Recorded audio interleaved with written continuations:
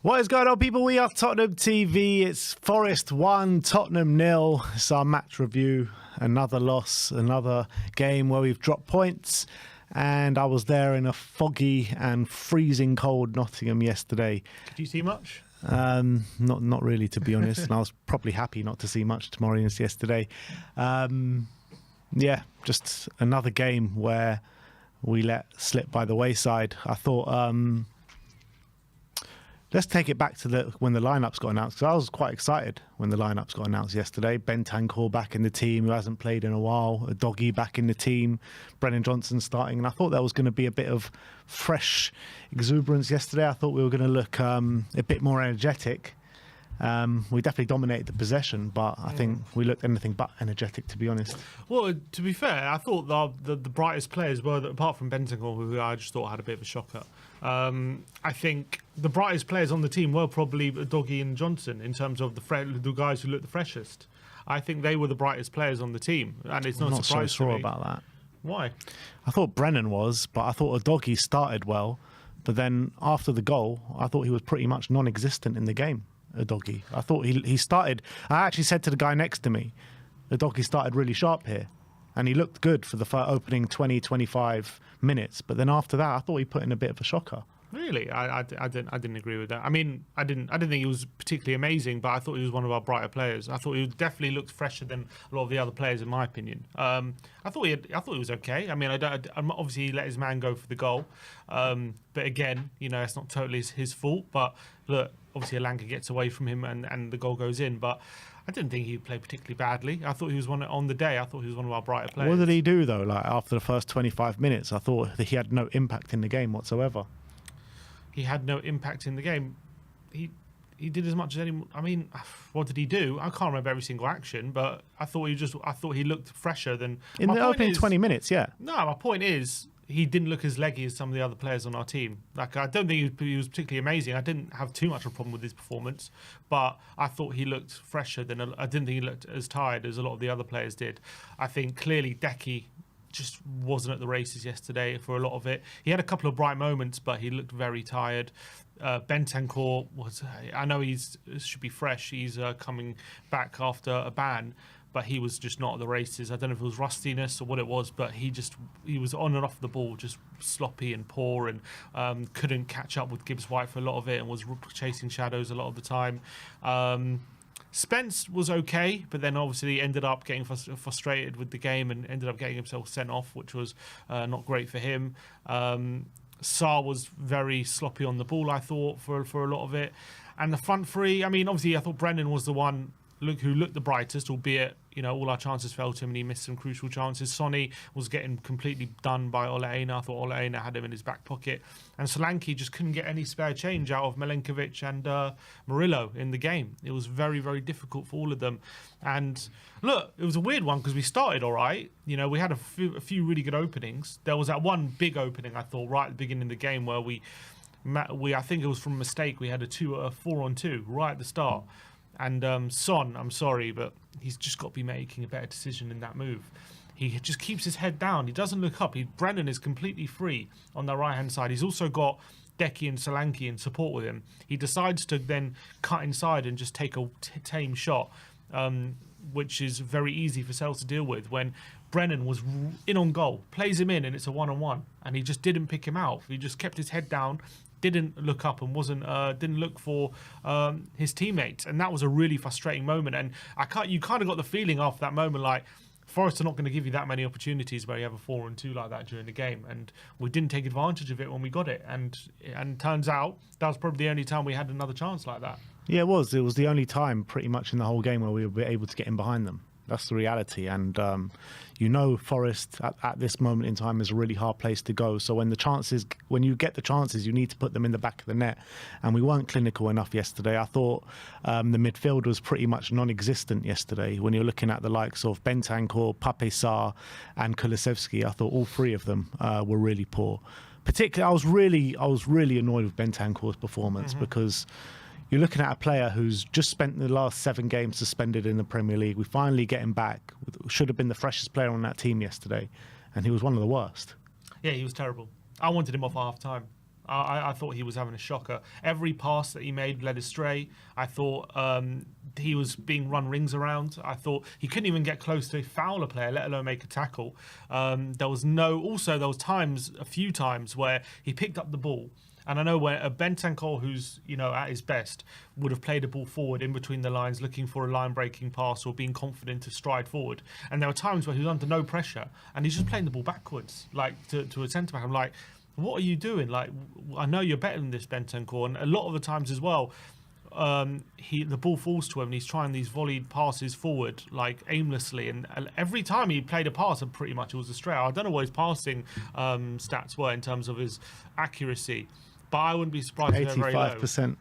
But it sounds high, but that's actually quite low for a player in his position. That usually 41 out of 48 passes accurate. Usually, if you look at like Basuma, he would be like the 90% passing accuracy in that position. A lot of his passes were just very, very sloppy. And each pass I felt that was forward was really, really poor. And a lot of his passes were just backwards. And I thought as well, off the ball, weak in the duels as well. Really weak in the duels, Bentancur. And for someone, for a team that's struggling as much as we are with injuries, when the players that are fresh and haven't played so much come in the team, they need to be bang at it and they need to carry the can for a lot of these players that are really tired at the moment. And Bentancur did pretty much anything but that. And he let us down big time yesterday. Agreed. And he really did.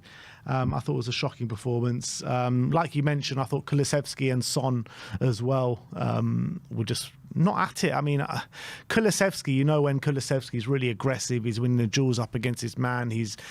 I felt like there was a number of times Kulusevski, particularly in the first half of the beginning of the game, when he was just holding onto the ball for too long, not releasing it, not passing it. And it was a big source of frustration for me and a lot of people in that way. And Sonny just couldn't do anything when he was on the ball. He went close with that free kick and that chance you had at the beginning of the game where he should have squared it to Brennan Johnson. But yeah, these two players, when you're looking to be incisive and clinical in the final third, you expect it to come from one of those two, and it just didn't come. To be fair to Decky, his one moment of quality did lead to a good chance, didn't he? I think he beat Nico Williams down the right-hand side with an impressive bit of dribbling, then cut it back to Brennan, whose shot was pretty well saved by Matt Sells. It was looking like it was heading into the top corner. It was a good save. So that was one good piece of play for him, but it was too few and far between. I think you could see he was struggling physically. He was running into players. He just looked very, very leggy on the day from the start. And I think the stats bear that out as well. He was dribbled past 4 times. He committed 3 fouls. He wasn't fouled at all, which is not like Decky. He usually gets fouled quite a lot in the game. He only won 2 out of 16 duels. It was a poor display from him. And I think physically, usually it's a lot easier for him to bully players off the ball and get into good positions using his physical strengths. And on this occasion, it just seemed as though every time he got the ball, he was losing it way too easily, and he wasn't able to shrug players off as easily as he used to, and as he usually does. And he wasn't maybe getting in the positions defensively as we know he can in terms of his running power. He just looked out of sorts yesterday, and it contributed to a really frustrating attacking display for Tottenham, where Forest gave us the ball. They were saying, just look, we got the lead here, you try break us down, and we just weren't able to do it. Obviously, we're not the first team to struggle against this Forest defence this season. They've clearly had a very good season in that aspect. Nuno's got them very well. He's got them very well drilled. This is a team that went to Anfield and won 1-0. They went to Stamford Bridge and drew 1-1. So this is not a team that is easy to break down. But as you say, like we got 3 good chances out of Brennan. And against this kind of team, especially at the period of the games they were at, you have to take one of them. And in these kind of games, once you get a chance, you don't know when the next one's going to come, because Forest are a very well-drilled defensive team. It's not easy to continuously break them down. And the last good chance came in the second half with Brennan. We couldn't score it, and then that was the last chance we got. And in fact, that last half an hour was way too comfortable for Forest. I thought they were very comfortable in that. Yeah, they were. They were. And even when Bergvall and Maddison came on, Maddison came on to really press the issue with half an hour to go. And I don't think Maddison could do anything to break this Nottingham Forest team down. And it felt like the game could go on for another 2-3 hours and we wouldn't score. I had no hope that once we went 1-0 down that we could claw ourselves back in the game. I really didn't. It didn't look, apart from the few chances that we had in the game, it didn't look like at all that we could score. and we were just like a complete blunt knife. We were, and it just carries on a theme with Tottenham. We just can't seem to get any sort of points on the board at the moment. We're slipping further and further down the table. Level points with West Ham now, only 6 points above Everton, which is crazy. I think 11 points now behind Nottingham Forest. And it was such a big opportunity yesterday to kind of close that gap to a Nottingham Forest team that are quite far ahead of us. Where you're looking at it when coming into the season, Nottingham Forest were tipped to fight relegation, and we were tipped to fight the top four. I'm not saying Spurs are going to be fighting relegation this season, but when you're looking at where the teams are in the league, this time last season and now, it's pretty much flipped on its head. Well, look, Forest has surprised a lot of people this season, no doubt about it. Got to give him massiff credit. Nuno's doing a phenomenal job. I think Spurs have surprised a lot of people this season as well. Well, definitely we shouldn't be 11th. We all know that 11th is terrible. But I think Forest, they've proven to be a very tough nut to crack. They're clearly a very well-drilled team. They spent a lot of money as well, and a lot of people, again, similar to Chelsea, making fun of them for signing all these players. But it seems as though at the moment it's working out for them because they've gotten rid of the ones that didn't work, and the likes of Milenkovic, Murillo have turned out to be brilliant signings. Matt Sells is doing well for them. Elliot Anderson, I think he's fantastic. I think he's done such a good job in that midfield for them. He ran rings around us at times yesterday. Hudson-Odoi has been a great signing on the wing. Wood has turned out to be a fantastic goal scorer. To be fair, I actually thought defensively, it's funny how obviously different games cause different problems, but on Sunday against New Liverpool, we couldn't contain them at all. Obviously, they're one of the best attacks in the league, and they were cutting us open so easily. I actually thought defensively against Forest, we weren't too bad. I thought actually we dealt with Chris Wood very comfortably. He didn't have too much. I thought Gray and Dragoshin dealt with them. I thought obviously Elanga scored, but I thought Hudson-Odoi and Elanga, apart from the goal, were fairly quiet. I thought Spencer and Udogie, by and large, dealt with them fairly comfortably. They had that one shot. I thought Gibbs-White was actually the one we were struggling most with.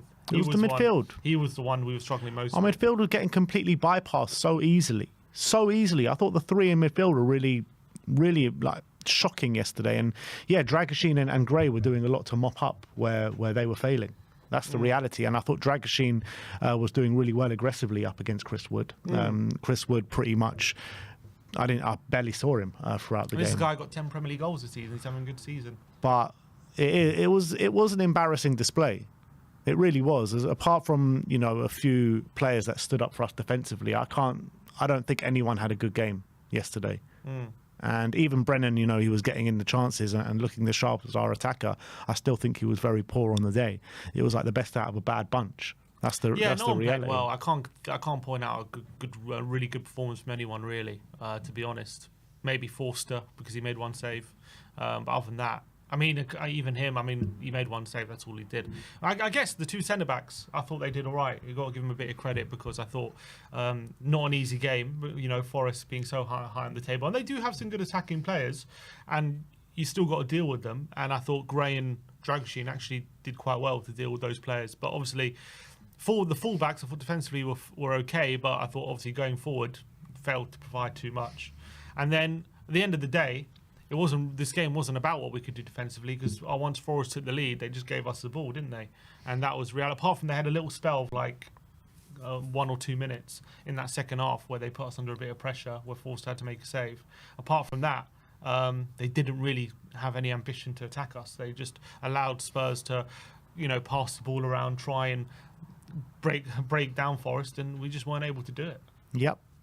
And that's the story of the game. And, Spurs are in a really, really bad way at the moment. Really bad way. One win in the Premier League, which comes against a Southampton team who lost their manager on the day. Sitting at that time, they were sitting bottom of the league with 5 points.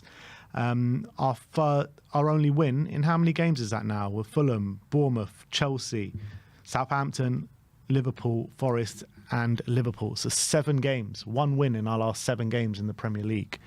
And even before that, we weren't getting that consistent results where we beat a Man City time, we lost to Ipswich, we beat Villa, we lost to Crystal Palace, we beat West Ham, we lost to Brighton. We've lost 9 games this season. 9 games we're just about at the turn of the year. We're about to play our last game in 2024. And you got to say, 2024 has been an absolute stinker. if you're a Spurs fan. Apparently the audio's out of sync. Yeah, 'cause Should be right now. Yeah, I think the connection's good now. Is it audio all good now, guys? Let us know in the comments. yeah. So what I was saying is that one win in our last 7 Premier League games. Before that, it was win, loss, win, loss, win, loss, win, loss when we had, fit players. 2024 has been an absolute stinker for Spurs. It really has. 9 losses so far in the Premier League this season. 12 in the whole of last season where we finished 5th. I mean, we're gonna beat that by a landslide this year. So I mean, I don't even know what to say. Like, even injury crisis or no injury crisis, we can't seem to pick up any sort of form. Yeah, it's we're in the trenches, as they say. We are very much in the trenches at the moment. It's a difficult time to be a Tottenham fan. The way that every week we're just not being able to get any sort of consistent results. It looks like we're losing more and more players by the game. Dragusin's gone down injured. Ben Davis now also had a setback, and it's relentless. It's not letting up. We've just got more and more games coming thick and fast, and we're at the moment, we're not able to cope. I think that's the reality, and I think there's myriad of reasons as well. I think the middle teams like your Forests and all these other teams where maybe a few seasons ago you could go through a period like we are and probably still pick up results, but at the moment it looks like as soon as you have a little bit of a drop off, teams are more ready to pounce on that in this current state in the Premier League than maybe in previous iterations of it, because I think the middle teams have improved massively. I think that's fair to say. They all have good managers, they're all settled, and you have to kind of it looks like you have to be your very best every single week to get wins or consistent results at the moment, and we're clearly not there at the moment. Well, the reality is we are getting consistent results. We're just getting consistently bad results. Yeah, I mean, that's since obviously since the all these since we've had the 10 City players win, out, since we've had all these injuries, the results have been consistently bad for sure. Because there's clearly been a massive drop off physically, I think mentally. We can't. We're in a bad way. We're in a rot, absolute rot, and just got a big job pulling us out of it at the moment because we're slipping further and further down the table. We're losing more and more games. The thing is, we can play manage, we can say all this, but if let's say we change managers tomorrow, does it bring the players back? Does it change anything? Does it mean we start?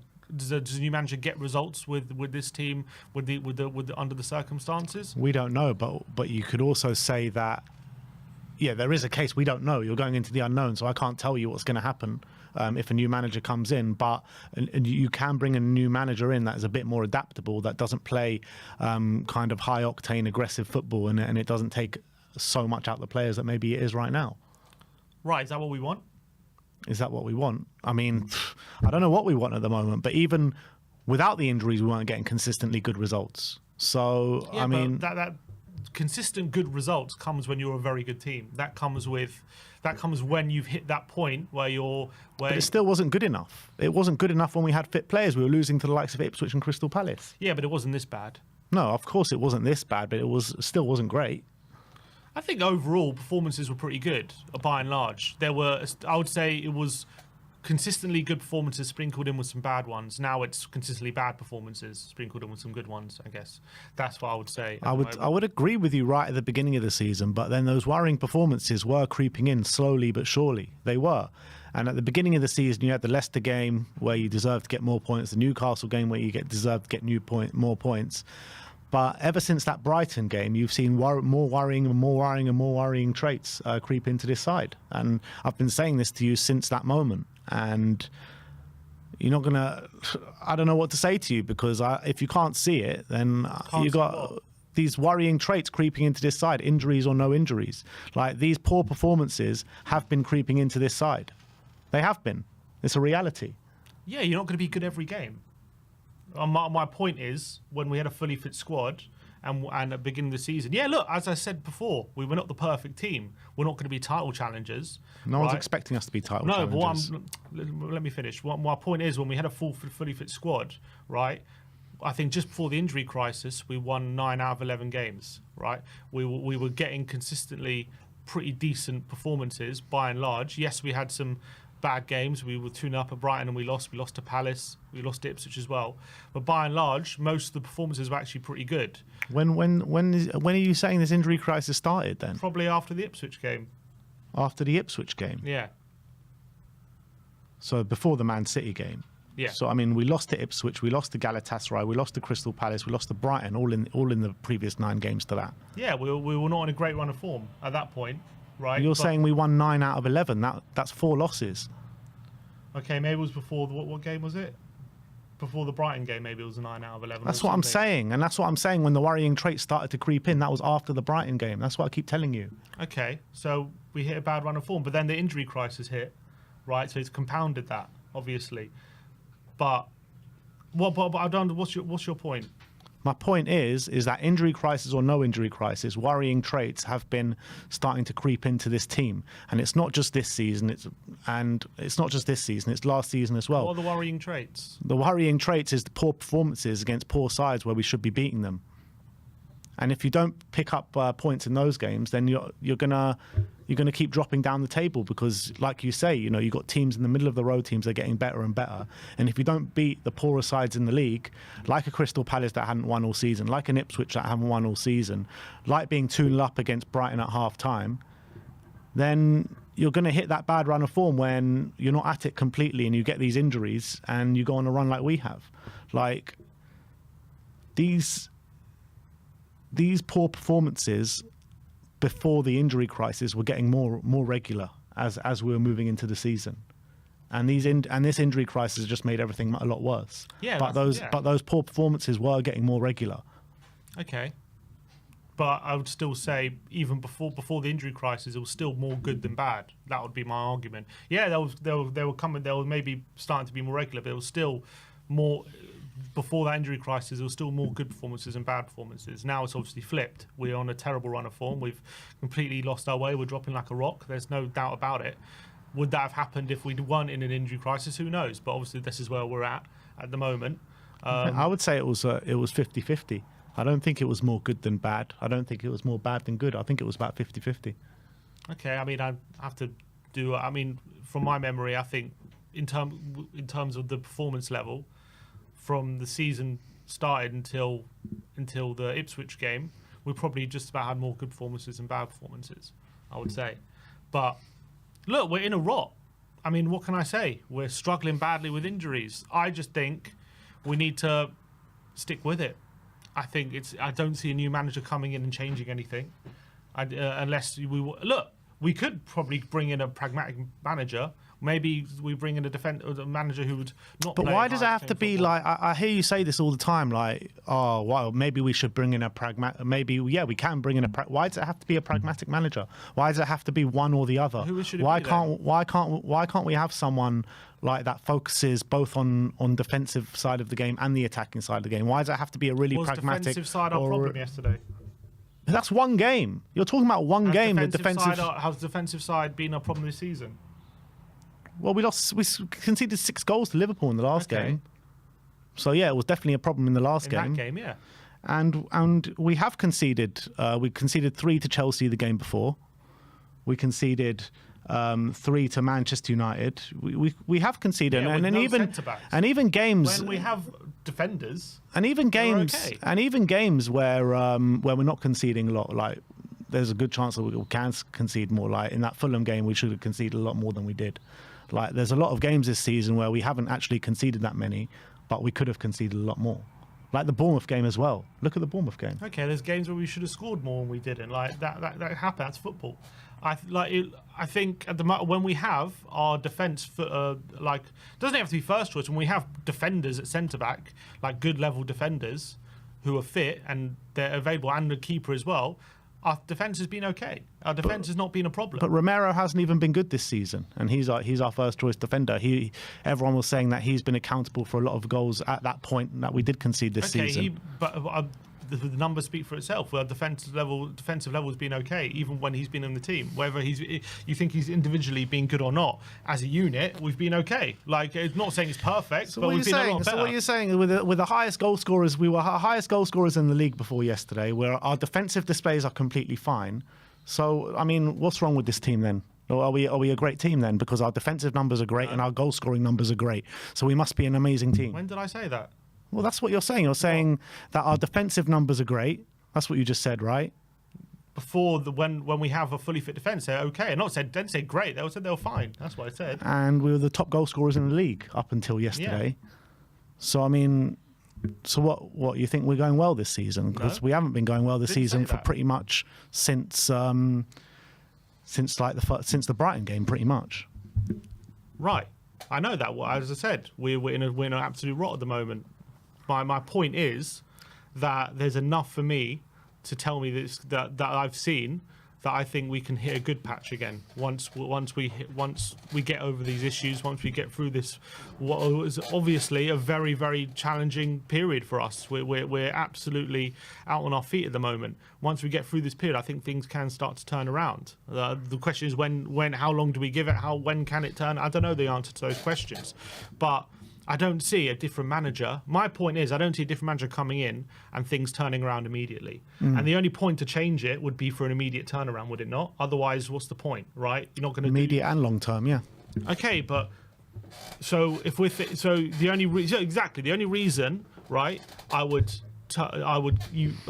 me, I would justify getting rid of Ange is if you believe that would be better for the long term. If you only think if you're only worried about this short-term slump and you think we need a manager just to steady the ship right now, I don't think there's any point sacking him, because I don't think any manager comes in and starts getting results with the situation we're in at the moment. And even if there is, it's not a manager I don't think a manager could do it playing in a style that we think could probably sustainably, we would want probably here for the long term. You could probably find a pragmatic manager who can get some short-term results. You bring in Sean Dyche tomorrow, I bet you can probably get some 0-0s, but I don't think that, once we hit smoother waters, I don't think anyone would want him here, so there'd be no point in doing that. But in terms of, do you think a manager can come in and maybe continue with this poor form, but in the long-term view, once we get players back and once we're in a better situation, could get better results than Ange, and it'll be worth sacking Ange right now in the hope that this new manager can come in and maybe in the long-term change our results. Yeah, you could do that, but then if we're going to do that, you might as well just see if Ange can do it, in my opinion. But we've seen so far that Ange hasn't been able to do it. Hasn't been able to do it. Hasn't. He couldn't. He wasn't able to do it last season. He won't be able to do it, but he hasn't been able to do it. And he hasn't been able to do it this season. Yeah, he hasn't. But maybe it can still turn. There's still time. There's still a lot to play for. There's still a lot of time left in this season. I'm not saying look, obviously we need a serious turnaround in form. We're still in all the competitions. I'm going to give him that opportunity to fail instead of sacking him right now. That's all I'm saying. If he's going to fail, we'll judge at the end of the season. And if we go out on all the cups and we're still in mid-table come the end of the season, then he'll be judged on that. But right now, it's still everything to play for. So I'm going to give him that opportunity to turn it around. There is everything to play for, but things are going to start to slip and slide very quickly. And look, I don't want to see Ange get sacked. I don't, because I've said it many a time. I don't like this whole revolving door situation at Tottenham Hotspur. But I do feel, as every game progresses, as we move further and further into the season, we got Liverpool next week in the Carabao Cup semi-final. We get battered in that game like we got battered in the league last week. And I really believe that his position is getting more and more untenable as the weeks go by. Well, the longer we stay in this position, of course it is. Why wouldn't it? He's in this position where no one wants us to be in 11th. The longer we're in 11th and the longer we're in that position in the table and the longer these results continue, the pressure's going to build. It's not going to get easier the more we lose games, is it? So I understand that. I'm just going to, for the time being... But what is the time being? Because we're 1 point above 14th. We're 6 points above Everton and Crystal Palace in 15th and 16th. 8 points above Wolves, who we play on the weekend. And you're looking at our games coming up next. Yeah, tell me where the next win is coming from. Okay, but tell me what manager's going to start winning games with Basuma and Gray, who's going to play on Sunday. Like, who's going to win games with that back line? But Basuma and Gray haven't played together yet. This is one game coming up this weekend. Right, but who's going to We've had Dragoshin and Gray, Dragoshin was poor against Liverpool, but actually Dragoshin and Gray was probably been two of our better players over the last couple of weeks. Yeah, but they're still not... Yeah, they've been okay, but they've been okay under the circumstances. I don't think they've been okay compared to what we usually have. Like, we're absolutely struggling at the moment. We're struggling to change the team. We're struggling defensively with the back line that we're putting out at the moment. Our fullbacks have played the most minutes out of anyone. Yeah, that comes with poor squad planning as well. But there's a lot of facets. I don't think a new manager comes in and there's a short-term upswing in results. Basically, I don't think it's realistic. The only reason to change it is if we don't believe Ange is the person long term. So you continue with the short term pain with thinking that in the long term this guy's going to give us more sustainable long term results. Maybe that's the case, but I think right now we still got Ange here, and I think we might as well see if he can do it, because there's the potential upside to that is a lot greater than bringing a new manager where you have to get a new set of players, and it's costly. Sacking another manager mid-season, that's going to cost money, and we have to try and give a new manager new players in January and all these different things. I think it's the better path is just to stick with Ange for the time being. That's my point. I don't see a new manager helping this situation. You say for the time being, right? But if we do carry on this losing run and then we get battered to Liverpool in the semi-final of the Cup, will you still feel that way? Would I still feel that he needs time? Mm-hmm. Will you still say we need to stick with him? Like, would you still say like there's no point sacking him? Yeah, I would, because we're still in Europa League, still got the FA Cup. Like, I would still stay the course. I'll still stay the course. All right, look, I kind of feel like I do kind of feel like there is no point sacking him, because I don't feel, I've said it many a time, I don't know what manager will work under this ownership. I don't feel like he's been given the tools in the summer. He's been given teenagers and Dom Solanke. On top of that, he's got a massive injury crisis this year and last year. Is the injury crisis due to the way he plays? I don't know. I don't know what the only team in the league who play high pressing football. No, we're not. But are we? Yeah, I don't know. I'm just at a loss for words to know what the next steps are. But all I do know is that I think the big thing is the recurring injuries. That I think you have to put on. I don't know if it's him or the medical team, but someone has to take responsibility for that. Because Richie, Van de Ven, Romero, Odebear, who else? A lot of players have come back and then got re-injured very quickly, and that is not a coincidence. That can't be a coincidence. I think when it comes to Vicario's injury, things like Bentancur's ban, and there's some things you can't do anything about. But those recurring injuries, that players are coming back and getting re-injured, that is putting a lot of strain on this squad, and that is something that the medical team or someone has to take responsibility for. I mean, let's be real. Van de Ven and Romero should never have played that game, and that's on Ange. Look, if you're a medical team okay, who's Ange to say no? They must. Well, the Ange is the one that said Van de Ven was a risk, and he was only wanted to play him this certain amount of minutes, and he played over those minutes. But if he is a risk at all, don't play him. So that's on Ange, surely. So Ange, maybe Ange was at fault for that, and maybe Romero's not so sure about Romero, but he said Romero should have been fine. But yeah, Van de Ven, he said, was a bit more risky. He risked it, and we paid the price for it. So maybe Ange has to take responsibility for that. If the medical team told him it's a risk, you shouldn't have played him, for sure. And it cost us, because we look at the position we're in now, for sure. I just question whether Ange's tactics will ever get consistent results in the Premier League, and I feel like whenever we come up against a certain style of team, it's very hard for us to play against them, no matter of the injuries. Whenever we come up against a certain style of team, which style of team? Whether it be a low block team, or whether it be a good five at the back team with like proper wing backs. Like whenever we come up against these kind of teams, we come under pressure and we rarely win the game. I mean, is that sustainable? And we know Ange. He might make a few tweaks here and there, but the general basis of his game with the inverting fullbacks and high octane football is never going to change. So if managers, like you say, are getting better and better in the Premier League, other teams getting better and better in the Premier League, they're going to work it. What people are working them out quicker and quicker. People working out quicker and quicker. Yeah, I mean at the moment we're struggling to deal with teams' adjustments to us. We're struggling at the moment because we can't even play our. It looks like at the moment the pressing is not there at the moment. We can't seem to be pressing high as we want to. We're really struggling with that. Clearly, physically, this team are running on empty. I think it seems from what I can see, it's very difficult. But are his results sustainable? Are his results sustainable? I guess I'll have to see. I think they can be. I think we've seen teams play this way and get good results. Like, I think we just need to be able to rotate in the squad. Who have we seen play this way and get real consistent results? Klopp. He was very high octane. Yeah, but look at the team he had. Rock and roll.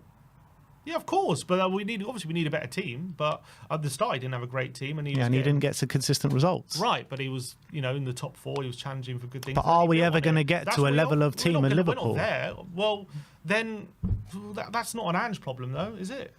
I know. I keep saying the ultimate problem at this football club is Daniel Levy. But if you're not going to be able to, and you have no ambitions to get to a team at the level of Liverpool, then you can't play this football. Why not? Because you're never going to get consistent results. You're never going to get the results good enough to finish where we want to finish. We can't play high-octane attacking football unless we have the best players. Not if we want to finish in the top 4 and win stuff. What kind of football can we play? You got to have a manager that's adaptable, that can do both ways, that can play both ways. Against certain teams, you got to drop off a little bit, sit a bit deeper. And then against the teams where, you're expected to win, then you play that high-octane football. But you can't play the same way every single week. We're not good enough to do that. That's what we got to strive for. That's the only way to go forward, is to implement that way of playing, and then build on the team that you have.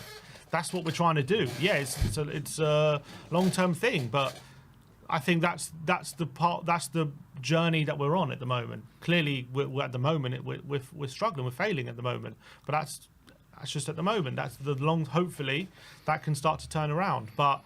I think the concept of, unless you have the best team, you can't play this way, because you can play this way, but not on a consistent basis. But how do we expect to get there? How do we expect to get there on that? On it. That's how we're going to do it. You've got a lot of young players who are learning this way. They're growing in themselves. Even our more experienced players are still very young. Like, not talking about like Vicario and some, like even like players who we don't even consider as like young players, like Doggy and Sarr, like and Van de Ven. These are mainstays in the team, and they're also very, very young players. They're also in their second season in the Premier League. It's like there's even in general in terms of like high-level football, they're still very, very early on in their careers. Even Vicario wasn't even like a main goalkeeper in Serie A up until like just before he joined us. So like these are players all growing in their own careers at certain points. Like this is all going to take time, and at the moment, in the moment we are now, we are absolutely struggling to turn this form around, and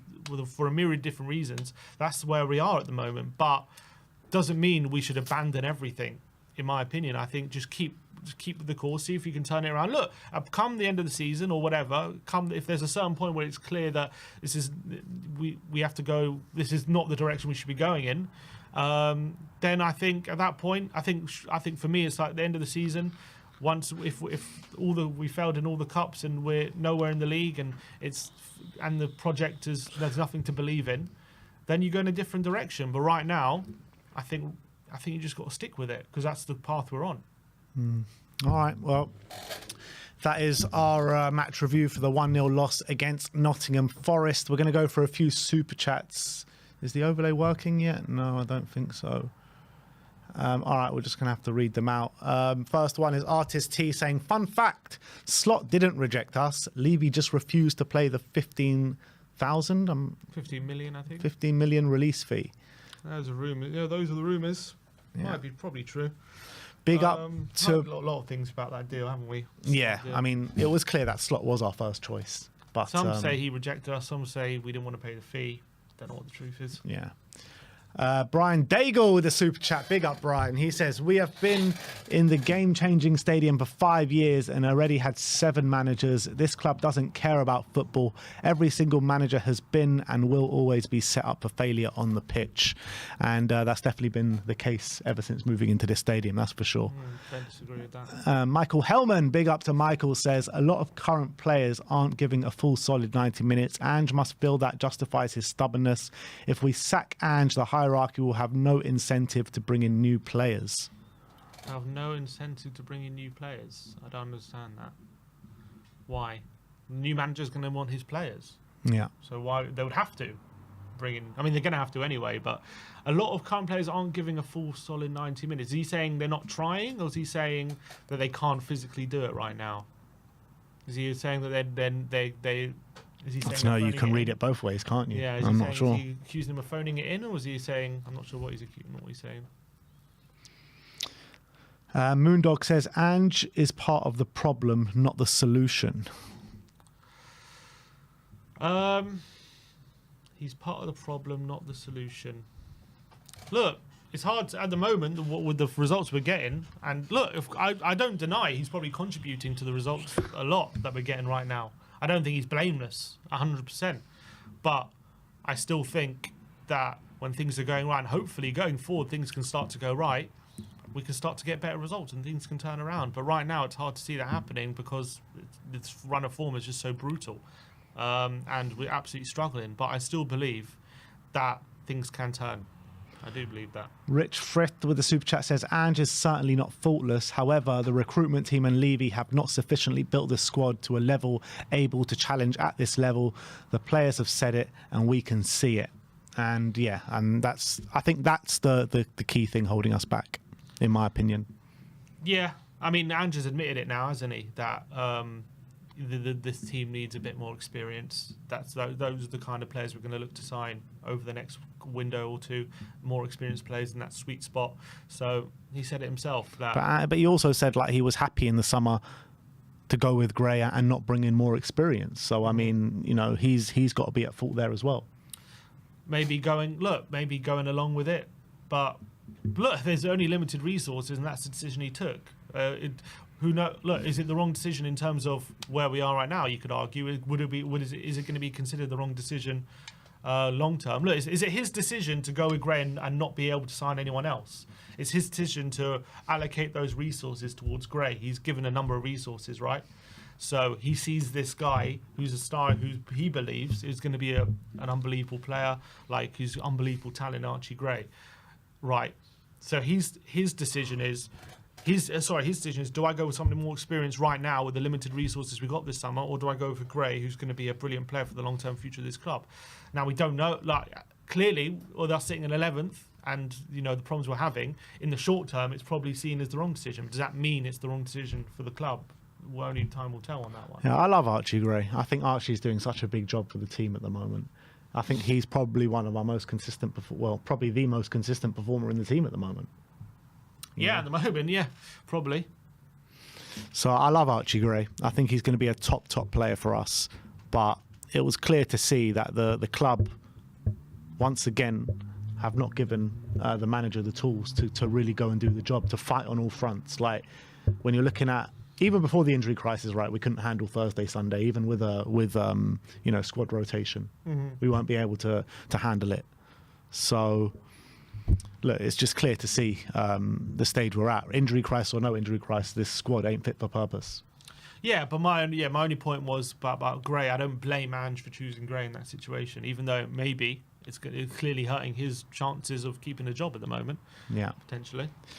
All right, let's move on and let's go on to the player ratings. As Spurs lost to Nottingham Forest 1-0 at the City Ground. Let's start off with Fraser Forster, 6s all round. I mean, he was fairly untested. I thought it was a really good double save in that second half.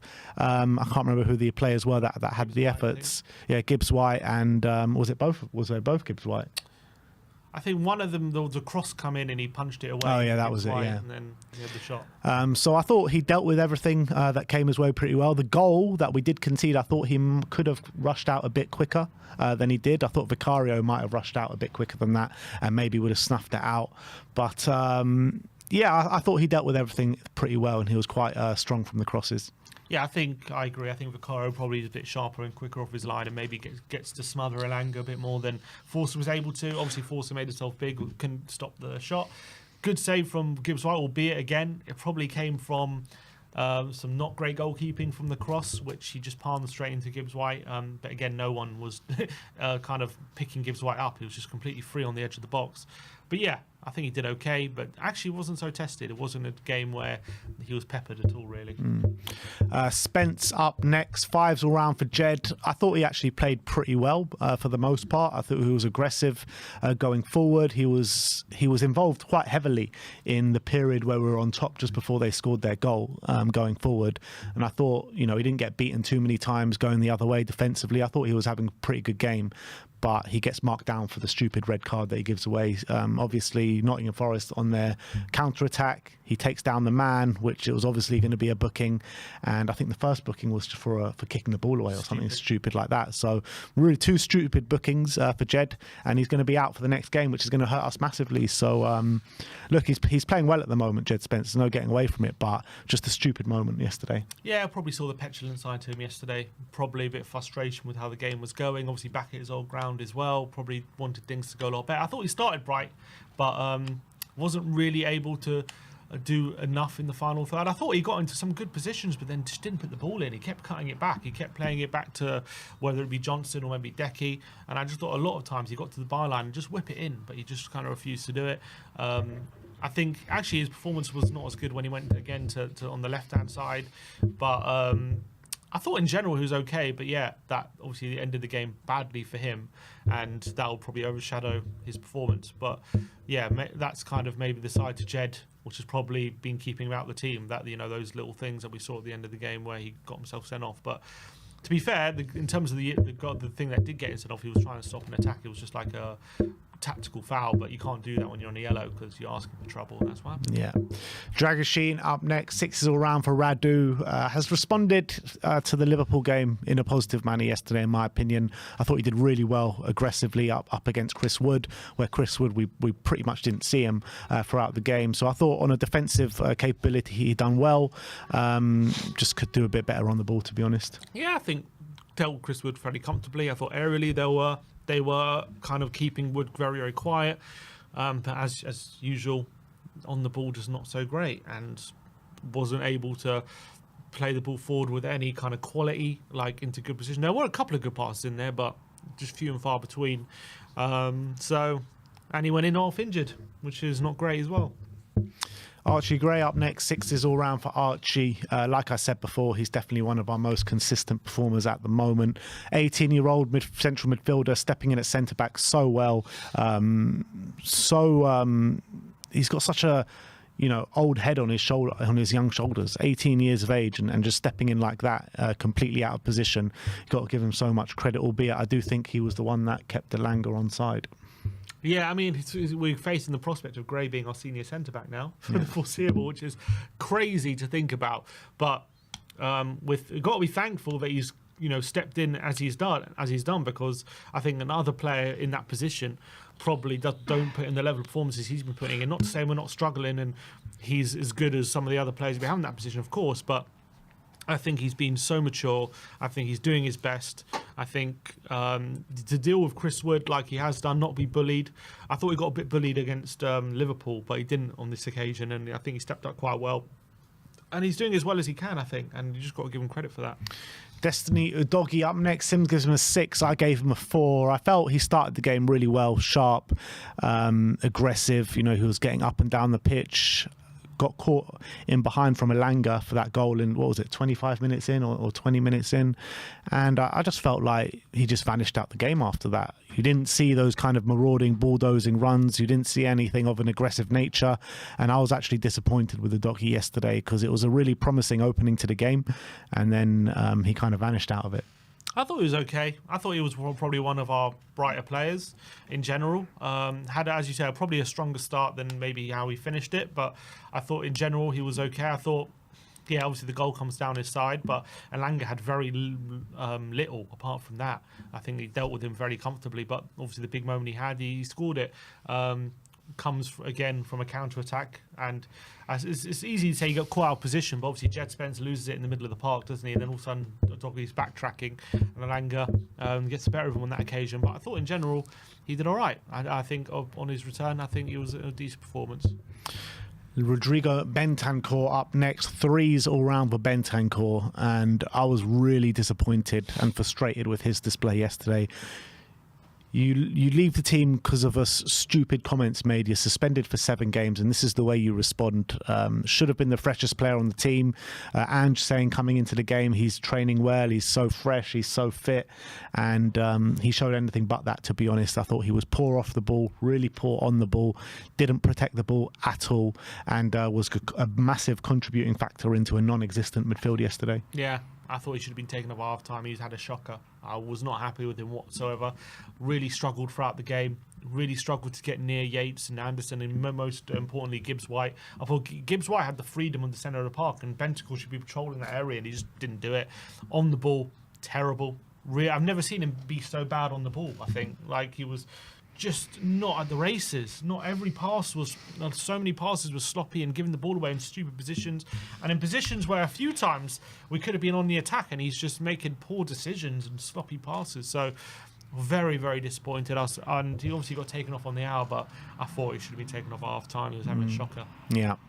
Pape Sarr up next. Sim gives him a 4. I gave him a 5. I thought, out of the middle 3, he was probably the best of a bad bunch, but it's not saying much. I don't think he had a good game by any stretch of the imagination. I thought he was running around a lot, putting in a few challenges here and there, but I mean, he couldn't really impact the game in any stretch of the imagination. Another contributing factor to playing a lot of games, Pape, and I think that showed yesterday. Yeah, sloppy, very sloppy passes from him. Off the ball as well, I think wasn't at the same level. There were some good moments. There was a moment where he strode past Gibbs right down the right-hand side, and I think played with Decky, which created an opening, but all that, those were few and far between. Again, a game he was off, and he was making way too many sloppy passes, I felt, throughout the game, and just putting Tottenham needlessly under pressure. Unforced errors as well. So not a good day for Pape, I thought. Decky up next. Sim gives him a 5. I gave him a 3. I was really frustrated with Decky yesterday. Yes, I know he's playing a lot of football, and he looked like he was running on empty for the majority of the game. There was so many times where he was getting the ball, holding on to it for too long, just not releasing it when he should be releasing it. When you're looking at him and the likes of Sonny, who are our senior attacking players, he's been brilliant this season, Decky, and he just couldn't impact or sustain any sort of attacks yesterday. Yeah, he definitely looked very, very tired. I think off the ball mostly. I've never seen him get shoved off the ball so many times and just walking into players. He made 3 fouls. They looked like tired fouls as well, in going to the back of people, and he didn't get fouled once, which is not the staple of how Decky usually plays. But credit to him in one other sense, because even though he was clearly running on empty very tight, he's still able to create a couple of moments. He set up a really good chance for Brennan Johnson in that first half with some really good play on the wing. And there was another moment, I can't remember, I think he might have created an opening for Sonny in that second half. But unfortunately, it was just a rare off day for Decky, where he just wasn't at the races. Brennan Johnson up next. Him gives him a 6. I gave him a 4. Definitely the brightest of our attacking players yesterday. He was the one where pretty much all our chances pretty much fell to him yesterday, and he's got to be doing better. Particularly the one where he makes for himself. Brilliant bit of skill to actually make it for himself, but you've got to put that away. You have to put that away, particularly in where the game's at that moment in time. Chances were few and far between. So when you get your chances, you have to put them away. And yeah, he gets it. If that goal goes in, that's one of the touches of the season, isn't it? Yeah, absolutely. It was unbelievable. You got to put it away. You got to put it away. Dele Alli-esque. Apparently, you said it on the stream yesterday. Bergkamp-esque. Bergkamp-esque. Yeah, one of those touches. But it was actually in a tight space. I think it was Murillo, wasn't it? It was a very good touch. It was a very good touch, but you got to be doing better with the chances that come your way. You have to be clinical, and if he scores that, we might not be talking about a loss today. Yeah, you're probably right. I think any of his chances, I think you're probably saying, I think if he scores any of them, it's probably a different result. And obviously Brendan coming up against his former team, as you said, I thought he was our brightest attacker. He was the one looking most likely to score or do something. Again, his general play wasn't so strong, but he was the one getting in the positions to get on the end of things and score. I think for the first 2, you've got to give a bit of credit, especially for that second one for Matt Sells. I thought that was actually a really good save. The second one was a good effort from Brennan, high into the net, and it was a really good save from Matt Sells to tip it over. There was one near the beginning of the game at 0-0 where he hit it across the face of goal, and that was a real Brennan position. And I think Brennan didn't hit it as well as he could have. And I think if he scores that goal, it's typical Brennan, but didn't quite catch it. He should be doing better from that position. Obviously, he was also in on goal, but Son didn't find him right at the start of the game. But yeah, that touch was unbelievable. Volley, took it out of the sky. He then nutmegs Murillo with an unbelievable close control. And then Matt Sells came and smothered him, unfortunately. And he hit it straight at him. He's got to be burying it. He did create a great chance for himself, but you've got to give him credit because he was the one who created it. No one else did that for him. They created out of nothing as well. So showed real, actually, technical ability I didn't know Brendan had in that moment. I was like, that really surprised me when he pulled that off because I didn't know he was capable of something like that. As much as it was a great moment, it means nothing because we couldn't score and he couldn't put the ball in the back of the net. I mean, look, you got at the end of the day, right? This is a game where we were struggling to break the Forest down, and this is a very good Forest defence. And the fact that he was capable of that kind of touch impressed me. But he didn't score, so no one's going to remember. It's going to count for nothing. But I think I've got to give him a bit of credit for it. But ultimately, didn't do enough when it came to, apart from those goal scoring chances, to asked enough questions about Forest defence, I thought. Sonny, Sim gives him a 4, I gave him a 3. Unfortunately, he just couldn't have any impact in the game. In the opening minutes, he gets in behind and he should have squared it to Brennan because that was definitely going to be a goal. Apart from that, I thought he struggled massively. Up against Ola Aina. He just could not beat him for love nor money. Had that free kick that hits the side netting, which was a nice effort, but Son is struggling at the moment. Last couple of games, I thought he's really struggled. Yeah, definitely. I agree. I thought Ola Aina was really aggressive up against him. Any time he got the ball, bam, Ola Aina was on him like a rash, and he just couldn't really handle it. He just forced backwards every time. He just wasn't able to turn him. There was actually one moment right at the beginning of the game where I think he got a couple of nutmegs. I'm like, okay, Sonny looks like he's in the mood. And then that chance really frustrated me. It's a 4-on-2. We've got Solanke, Decky, and Brennan on the right-hand side. We've got numbers in support. It's a really pivotal attack in the game, even though it's right at the start, because you know this Forest defence aren't going to give you much spare change here. And Sonny's got the ball. He's got his head down. He's not looking up. He's not looking for options. He's not looking to play people in. And he just went for goal. He's kind of like he already made his mind up. As soon as he picked up the ball, he's going to shoot. And not only was it a weak shot, but like it wasn't even a great a position to shoot from. And Brennan's right there. He's in on goal. Just slide him in. Doesn't do it. And that kind of set the tone for a very frustrating game for Sonny. And he played most of the game to no avail. Ola Aina. Ola Aina had to be good, and he was good. Give him credit because I thought he was very aggressive. Every time he got the ball came to Sonny, he was there every time. He just gave him no space, and Sonny really struggled to really impact the game. But that one moment really frustrated me from him because he's got to be doing better. And Solanke, the last of the starting 11, Sim gives him a 4, I gave him a 3. I thought he struggled in this game as well. I thought the defenders did a really good job up against him. He pretty much couldn't make it stick whenever he got the ball.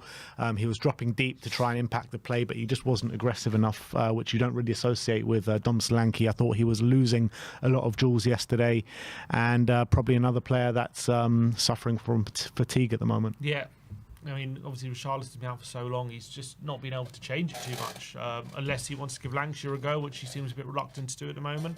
And again, Murillo, so aggressive. Milenkovic is so tall, couldn't get anything out of them when crosses came in the box. They were just eating them up. Solanke couldn't impact it. Too often as well, I feel like when he does drop deep, he drops deep to link the play, and then he's on his bike to try and get back in the penalty area, and he doesn't make it in time a lot of the time. And we're getting crossed in the box, and he gets there too late, and that's something we've got to. That's something we have to kind of figure out how to change that, because we're not seeing Solanke in those positions to get on the end of things enough. So yeah, a frustrating day for him, I think. Moving on to the subs, Lucas Bergvall. Sim gives him a 6, I gave him a 5. Look, another fairly positive cameo from Bergvall without doing too much. I thought he kept the ball moving. He was more positive, gave us more legs in the middle of the park. I love his passing ability, and he just looked a lot more positive than anyone looked in that midfield, and it was surprised to me that he didn't start yesterday with the fatigue that Spurs are suffering in midfield, and the midfield was non-existent, and I felt we got a bit more presence in there when he was there. Yeah, I thought he should have started him, maybe Sarr in that number 8, and I thought he did add another it was another. I agree. I think it was another positive cameo from him. Again, he didn't completely change the game, but he just had a little bit of progression with his passing. I thought much better than Bentancur. I thought he protected the ball a lot better. He was passing was a lot crisper. His switches were good, although there was one switch to Spence which went directly out of play, which was disappointing. But most of the time, his passing was actually pretty good. And I thought, I mean, I wouldn't say we looked more dangerous because we struggled to create even when he was on the pitch. But I just thought, in general play, we at least had Forest maybe a bit more penned in when he came on. I think he came on in a period where Forest looked like they were trying to kill the game off. And then he kind of stemmed that tide and allowed us to regain control of the game, but obviously couldn't break them down still. But I thought it was a positive cameo from him. And last but not least, James Maddison. Sim gives him a 5. I gave him a 4. You know, we really needed some creativity and guile at the time he came on. I thought he should have come on a bit earlier, to be honest, because I thought Kulusevski was poor for the majority of the game. I thought Decky should have come off. I mean, he didn't even come on for Decky, did he? He came on together, yeah. He came on for Sarr, but I thought Maddison came on. You know, he tried to make stuff happen, but he didn't have enough quality to pick the lock, unfortunately. Yeah, he was like earning a few more fouls in dangerous positions, getting some set pieces, and he had a couple of shots from the edge of the area which were blocked, but just wasn't able to find that killer moment. We know he's capable of it, but on this occasion he was found wanting. He had 25 minutes to try and come on and add a bit of magic to the team, and couldn't really provide it, to be honest. Yeah.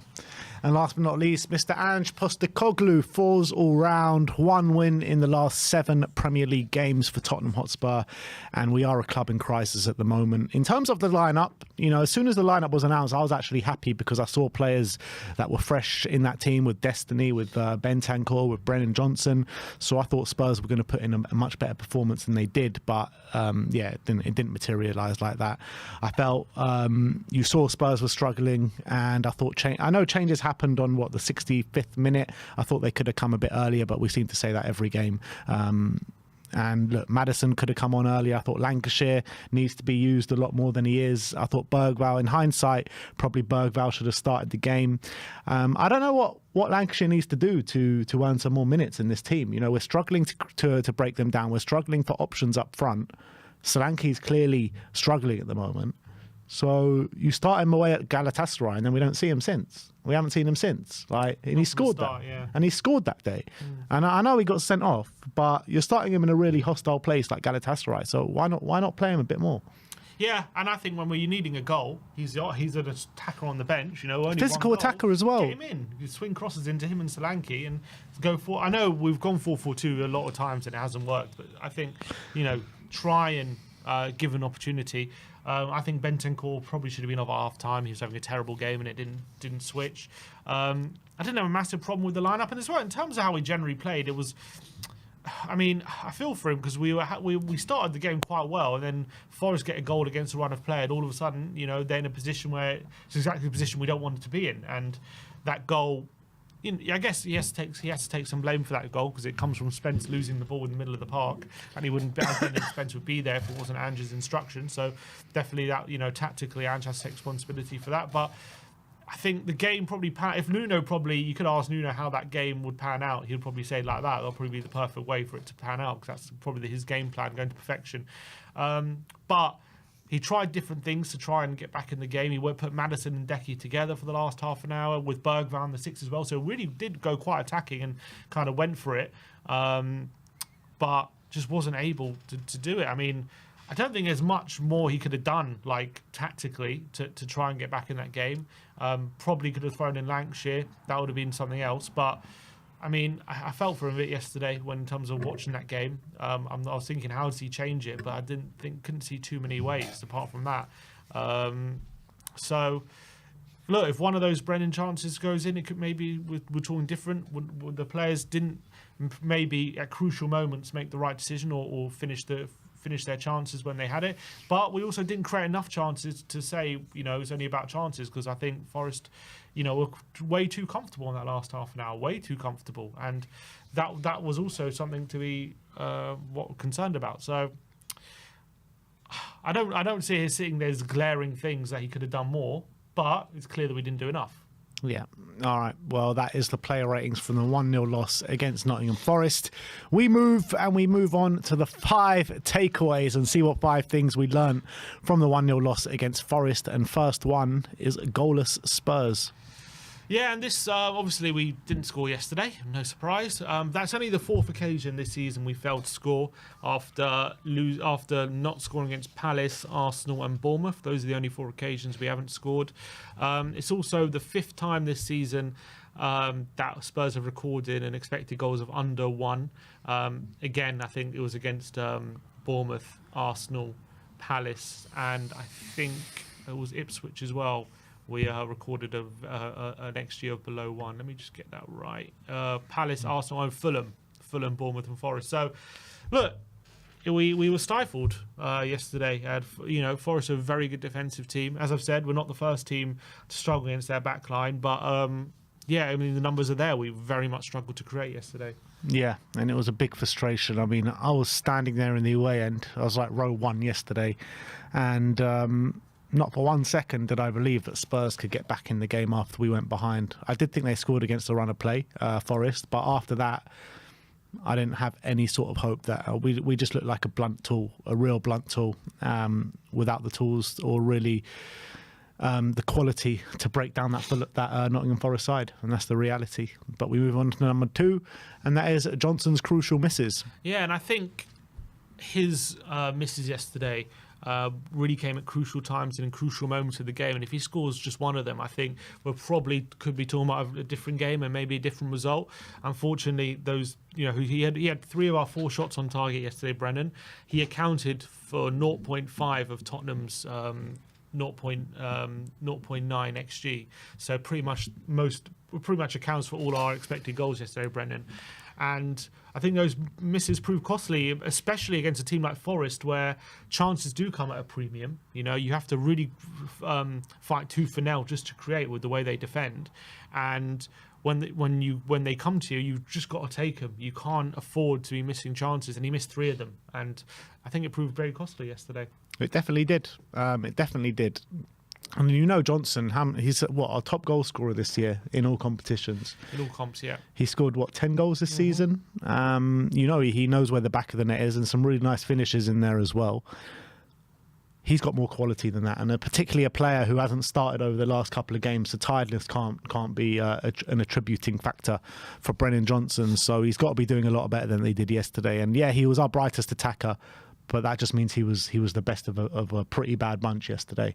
And he gets a small amount of credit to getting in the positions to score, but it means nothing if you don't actually put the ball in the back of the net. So really disappointing from Brennan Johnson yesterday.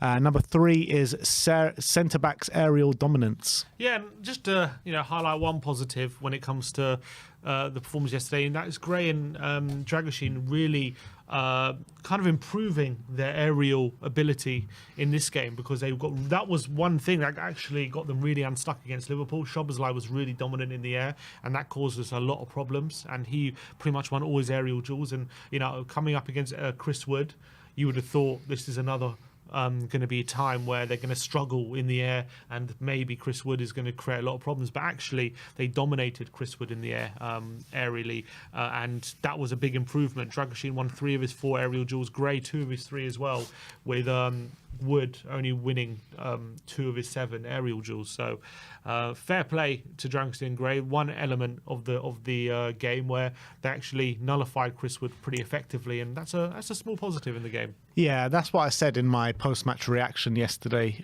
when watching it there. I said the only players that come out with any sort of credit in that game was probably the centre-backs. And I thought Dragoshin and Gray both did well, particularly Archie Gray, as an 18-year-old, we say it every game pretty much, as a midfielder, filling in at centre-back, so mature for his age. Doesn't matter what position you play him in, he seems to come out with a lot of credit in any position he plays in. So you've got to give massive kudos to Archie Gray. And Dragoshin, his confidence probably would have taken a massive knocking after that Liverpool game where, they come out after the game and say they clearly targeted him.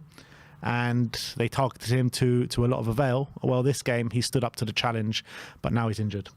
Yeah, ankle injury apparently. Yeah. You just can't make it up, can you? You just cannot make it up. So now Spurs have 0 fit centre-backs at the football club. Yeah. Archie Gray's our senior centre-back. Oh, it's mad. Senior centre-back. Archie Surely Gray. Dorrington comes in now. Yeah. With Dorrington and Gray. Dorrington or Basuma at centre-back? Who'd you go for?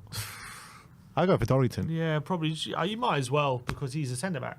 So you might, it could be trouble, but you might as well give him a run out. See what he does. I mean, it could be trouble. I mean, it's going to be trouble either way. Exactly. Would you rather want 2 midfielders there, or would you want at least 1 centre back? Might as well go for Dorrington. Number 4 is tired Decky. Yeah, and Decky, I thought, had a very uncharacteristic display for on the day. I think even in games where he's not played well, usually, you know, the physical numbers and the defensive numbers are still fairly decent. But yesterday, I think the numbers speak for themselves, and I think it told the story of Decky. He did have 2 key passes, so despite having a bit of a shocker, he still was able to find some moments of quality, which is not insignificant. But in terms of his defensive numbers, only 2 of his 16 ground duels completed, which, you know, Decky's usually a high number of ground duels, but also usually wins at least half of them. So, you know, it's a massive drop-off on how many ground duels he won.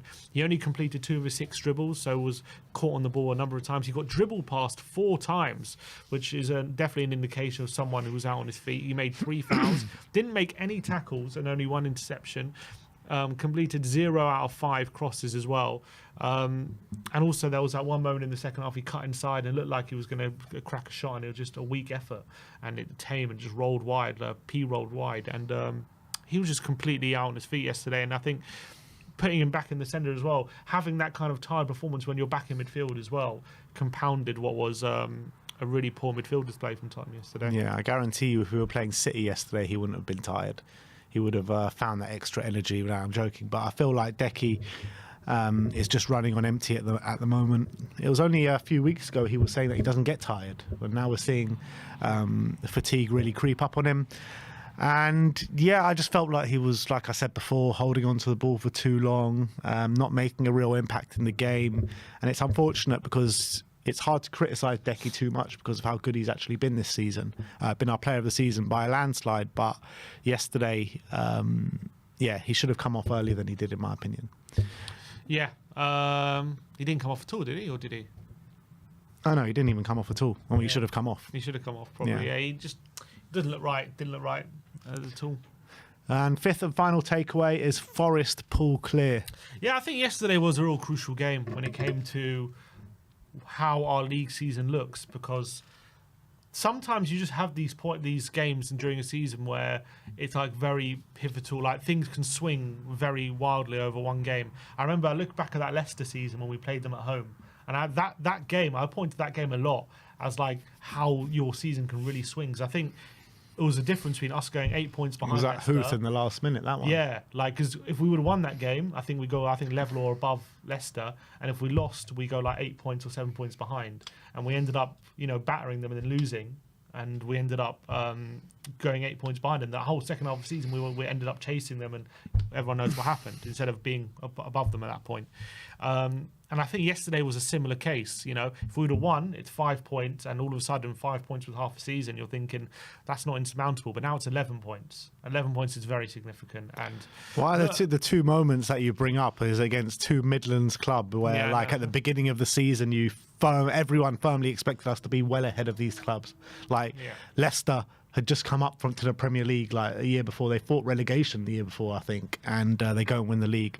Nottingham Forest, with our old manager who we sacked after 10 games, are now 11 points above us. Nottingham Forest were odds on to fight relegation this season. It's just madness, isn't it? It's crazy. And look, massive credit to them. I still think there will be a drop off. I look at the way they play, and there's going to be games where they sometimes struggle to create chances, and they don't always get the goal like they did yesterday. So I do think there's going to be a drop off. I think we were, with the chance we gave them, I thought we defended well in general, but obviously we gave them that chance, and that's always a likely possibility with how we play. But look, will Forest end the season in the top 4? I'm not sure about it, but credit to them. They're 11 points above us, so regardless of where they get top 4, will we be above Forest come the end of the season? That's now looking unlikely, which is a mad prospect. No, regardless of whether they finish top 4 or not, they've got a hell of a big of a chance of getting it than us, that's for sure.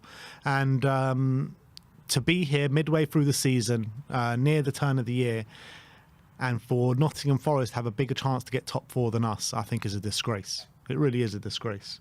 It's madness. I mean, look, I think there's a lot of teams who, especially not just including us as well, but a lot of teams will be wondering how Forest are above them, considering where they expect to be. But obviously, they're 11 points above us, and that should never be the scenario. And it is. Yeah, look, a lot of all the other clubs that maybe thought they were going to fight for top 4 are a lot closer to Forest than we are. That's true. And yeah, it's just a really hard one to take. Third at the moment, above Arsenal. Yeah. At the time of speaking. Yeah, I mean, obviously they played tonight. Yeah. But even which is mad. Like Aston Villa, they're 5 points above us, so they're a lot closer to us. Man City are also 5 points above us. Newcastle 6 points above us. So I mean, all these clubs are a lot closer to Nottingham Forest than us. A lot closer. So yeah, there you have it. That is the 5 takeaways from the game against Nottingham Forest yesterday. Let us know your thoughts in the comment section below.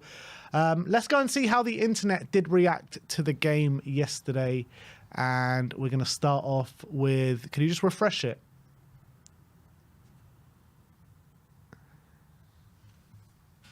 Yeah, there we go.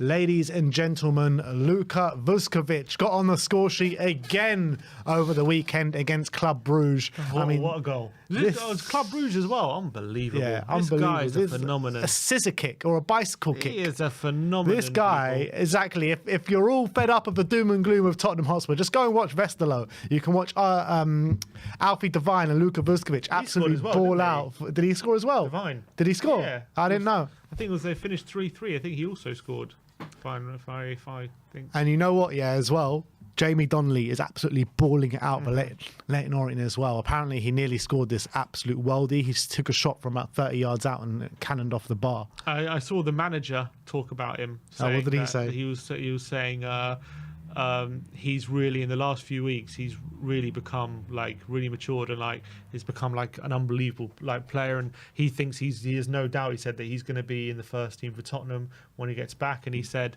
I really wish that we could sign him permanently, but I don't think there's any chance of it. He said, call him back, recall him. Yeah, we could need the numbers right now. Exactly. Like I said to you last week, the guy who I'm speaking to about Leyton Orient, he literally, while I was at the game yesterday, I had about 6 voice notes from him from the game, just waxing lyrical about Jamie Donnelly, about how amazing he was yesterday. And I could just hear the excitement in his voice as well. It's so good to hear, because at the beginning stage of the season, I kept asking, how's Donnelly? And he barely wanted to even respond to me, because he just was playing really poor and he wasn't getting to grips with it. But now, since that cup performance, he's really fought his way into the team, and he's probably their best player of recent weeks. Incredible. Yeah, so Devine did score. He scored the equaliser to make it 3-3, and then Club Brugge scored the winner in the 94th minute, so gutting for him. But yeah, looks like they're having a good time with it. And now Vuskovic has got more goals than Son this season. Is that right? Bloody hell. 6. That's Son's mad. on 5. So you've got players that are out on loan at the moment that are really smashing it out. Ashley Phillips is doing really well at Stoke. He's really emerged this season again. You've got Vuskovic, you've got Devine, you've got Donnelly. And Scarlett has scored a few goals. Scarlett, yeah, he's been a bit quiet of recent weeks, but he has having a fairly good season. And you've got Manuel Solomon, who's starting to play well as well. Yeah, did he get another goal this weekend? Or I'm not sure if he got. I think he got a contribution. I'm not sure if a goal. He got a goal and 2 assists, didn't he, in the last game? So. Yeah, looks like our loan players are doing well at the moment. I mean, we could probably do with all of them right now. That's the reality. Yeah, and we're just struggling for players. Yeah. We've got kids on the bench. BLTHFC saying the league form over the last 14 months is completely sackable, and I respect where people stand on that regard. Personally, I don't like any of the potential candidates, so I'm willing to hold out during this spell and see what happens in the Cup and Europe when players are fit. Yeah, I mean, do you feel like the form over the past 14 months is sackable form? I mean, I guess it's your definition of sackable based on what we've sacked up managers for previously. Yes, it is. I mean, we've sacked managers for way worse, for better form than this. For way less, yeah. So, is this sackable form? Probably. I mean, but I also understand the circumstances we're in. I understand, also when we have played well, I can see what we're capable of. is I always almost like think of it as like a young player when you're judging a young player who's who you're looking to maybe have a future at this club, or you're thinking could be a good player for your club, and he comes in and then he has some really great games and then goes missing for some games. Like, do you judge that young player on his best day or on his worst day to determine whether he could be a good player for you? And you judge him, for me, you judge him on his best day. You judge him on how that shows you the potential that he has. And you hopefully that day, once he grows, he'll become more often. You see that player become, a mainstay in the team, and you see him have these really good performances. But obviously, a young player is going to have a lot of off days and inconsistencies as well. That's kind of how I see this team at the moment. And obviously, we're 18 months into Ange's tenure, and we'd all like to, for sure. I mean, I didn't expect us to be in this position at the beginning of the season at this stage, and it's very disappointing. I'm not going to lie. I'm not going to sit here and say I'm happy about where we are, but I just think changing it now, I just don't. I think the potential upside to keeping with him and having him turn it around compared to changing him and having a potential short-term uptick, and then all of a sudden, we're back to building another team and all these different things. I think we're better off just sticking it to the end of the season because the potential upside is a lot greater. Because imagine if he does turn it around and all of a sudden we have something really strong to build on, going forward. Whereas if we bring in a new manager, right, and there's maybe, first of all, I don't see a short-term. In terms of in the short term, I don't see a massive upswing in results. Maybe we'll get one or two because of whatever, a change in approach, and that brings just natural a bounce sometimes or whatever, new energy. But I don't see a sustainable short-term upswing in results. And also that means come the summer, you're maybe thinking about going a different approach with different players and all these different things, and you're just starting the project again, and we could be in a year's time sitting in the same place. So for me, I just think we're better off sticking with it for now. And look, come the end of the season, we'll sit here and say it just hasn't worked out and we go our separate ways, and we then change it then.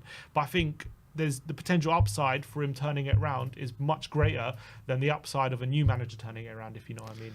But maybe you've been a bit of guilty of judging those young players a bit too much in the past. Harry Winks, you wanted to hold on to those positive performances for a bit too long, and we held on for him for too long. Skippy, we held on to those positive perperformances a bit, and maybe held on too long. Maybe a season too long, because he did nothing he was no impact last year, really.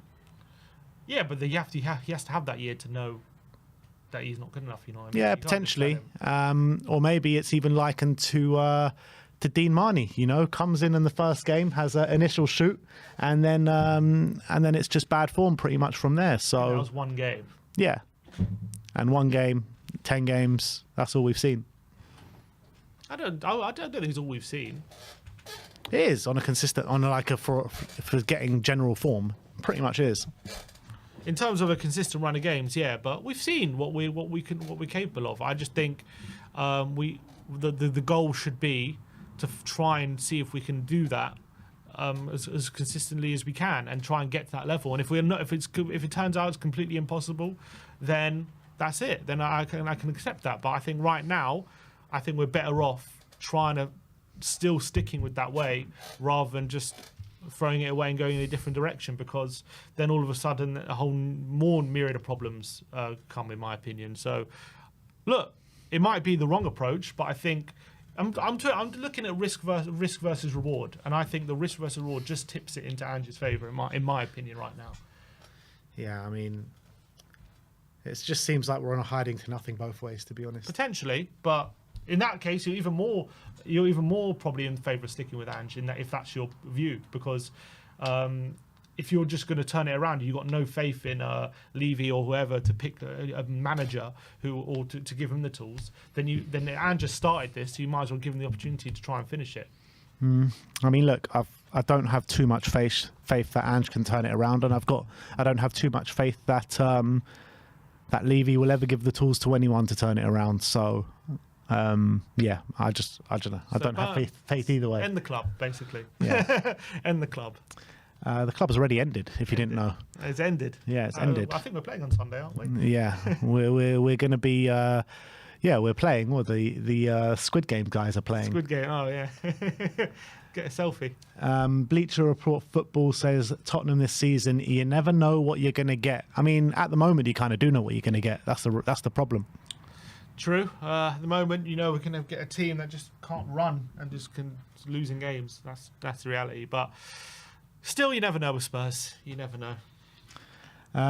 Pro Tottenham says, you are not convincing me for a second that there's no managers who are capable of appointing who can do a better job at managing club than Ange. We are regressing. I don't believe having a fully fit squad changes the outcomes of matches. Ange is out of his depth. I do, in my opinion, I do probably think it can change the outcomes in some games, but I don't think it can change the outcomes in the majority of games. I think there are some games there for sure. I mean, I think Liverpool, probably not. I think that Chelsea game, I think definitely it could have been different if circumstances were different. But obviously it went against us in that game. Liverpool, I think we're always going to lose that game. Yesterday, I think maybe could have been different. I think Van de Ven, for example, probably cuts out that pass that goes through to Elanga. I think he probably cuts it out, but unfortunately he wasn't on the pitch. But I think I'm not saying all the games would have been different, but I definitely think we pick up more wins if we have less injuries. And look, I think if we had no injuries, do I see, let's say, just 2 wins in that run? I definitely see at least 2 wins, and that changes the league. All of a sudden, we're a lot higher up in the table. So. I think for sure would be in a much better situation if we didn't have this problem, in my opinion. I would say maybe a better. I wouldn't say much better. That's what I would say. Tottenham Ben, that's not me, but it's another Tottenham Ben saying, struggling to see the problem.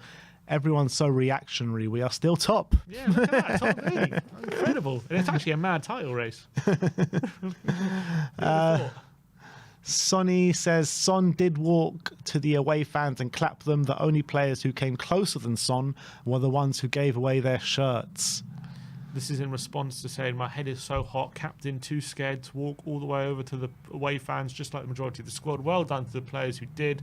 Manager failed to do as well. Club is a mess and they're absolutely hateable right now. Spineless. Yeah, that's a good point, actually. I didn't see Ange after the game come over to the fans. I guess because he didn't. But was there any toxicity at the end? No, none. No, not the Bournemouth. Why do you think that Bournemouth game led to so much compared to other games? In this game, everyone darted off. Everyone was just ready. Everyone just zoomed to the exits, and then you had like all these kids and other people zoom to the front and try and get people's shirts. Right. Yeah, I don't know. There was no real toxicity in the away end yesterday towards the players or the manager, only towards the board really a little bit. So we getting our tape measures out to see which player came closer. Yeah, because he's saying Son only a few players came closer than Sonny, but got to get the measurements out. I think this might be my video. Is it yours? I think that might be my video. Jeez. Well, no, he's got his thing on top right. He's got. Yeah, but he could have put that there easily. You reckon? Maybe. I mean, look, I don't know. That's exactly the same angle I was at. He might be next to you. Maybe. We are see you got some answers. Exactly. To do. Finn O'Connor says, how can you beat Ange out when we have 0 centre-backs as well as having a summer where a certain owner focused on reducing the wage bill? Also, Odegaard and Richarlison have been out all season and we have still battered City, United, Villa and West Ham. Yeah, we've battered City, United, Villa and West Ham, but we've also lost to teams that haven't won all season. And the likes of giving up a 2-goal lead at Brighton and lost games where we should never be losing this season. Like, how can you lose to Ipswich at home? Yeah, that one result in particular is pretty unforgivable. Losing to Ipswich at home, how do you lose that game? But from that Ipswich game onwards is when I've really started to question him big time. And the questions get just louder and louder as every game passes. Coincided with the injury crisis, though, hasn't it? Yes, but we didn't have the injury crisis at Ipswich. No, we didn't. No, we should have won that game. There's no excuses. Should have won that game. And we were terrible. It just wasn't a good performance. We were absolutely terrible. Opta Analyst says, even if Tottenham Hotspur win their next game versus Wolves, this will be their lowest points tally at the midway point of a Premier League season since 08-09 when they had 20 points. So, yeah, that's where we had 2 points from 8 games. That season, yeah. Not great reading. And I don't even think we're beating Wolves. We'll see on Sunday. Wolves You didn't think actually. we'd beat Southampton? We won. That's true. But I also didn't think we'd beat Bournemouth. Also, you didn't think we'd beat United? We beat them. Yeah, that's also true. I can't get it right every game. If you just say, I can't see us winning the next game for the next 10 games or so, you'll probably get a lot of them right. Definitely. But look. Wolves are looking actually all right at the moment. To be fair, I reckon a lot of teams probably have their worst points tally for a while this year, not just us. Maybe. It's that season, isn't it? You look at the whole league, apart from Liverpool, everyone's probably got. Like Arsenal have their worst points tally since Arteta, I think, but not for the last 3 years, I'd say anyway. They got 3 years. Their last 3 This years. is 08-09. Yeah, it's a long time. I'm saying like United probably have their worst points tally. City probably probably in a while, probably under Pep, I would say. This is probably their worst points tally. Yeah, but I mean, City have completely imploded. It's a bit different. Yeah. Who else is there? Nottingham Forest. Forest are their best points tally probably. Newcastle Ever. probably got a better points tally than last season. Probably than last year. They had a lot of look what happened last year. They had a lot of injuries. A lot of injuries. Remember that season where Liverpool, just after they won the league, they got 99 points, and then they had a massive injury crisis the next year. Chelsea didn't they? probably have their best points tally for a while. I reckon it's decent. I don't think it's like anything special. Just because it's nothing special doesn't mean it's not better than previous years. It's better than under Poch and Potter. Yeah. But so that's it. But I don't last think it's 2 or 3 years. I don't think it's better than when they were actually really good. I mean, 35 points, still not bad.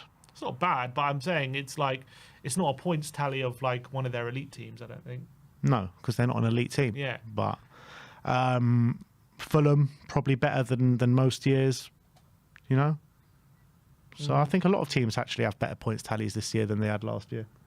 A lot of the middle teams do, but a lot of the top teams probably have their worst ones. Only Arsenal and City. And United.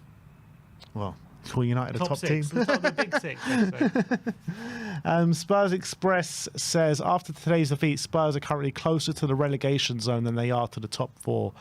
That is a disgrace, man. I'm sorry. Injury crisis or no injury crisis, to be closer to a relegation to the top 4 at this stage of a season is a disgrace.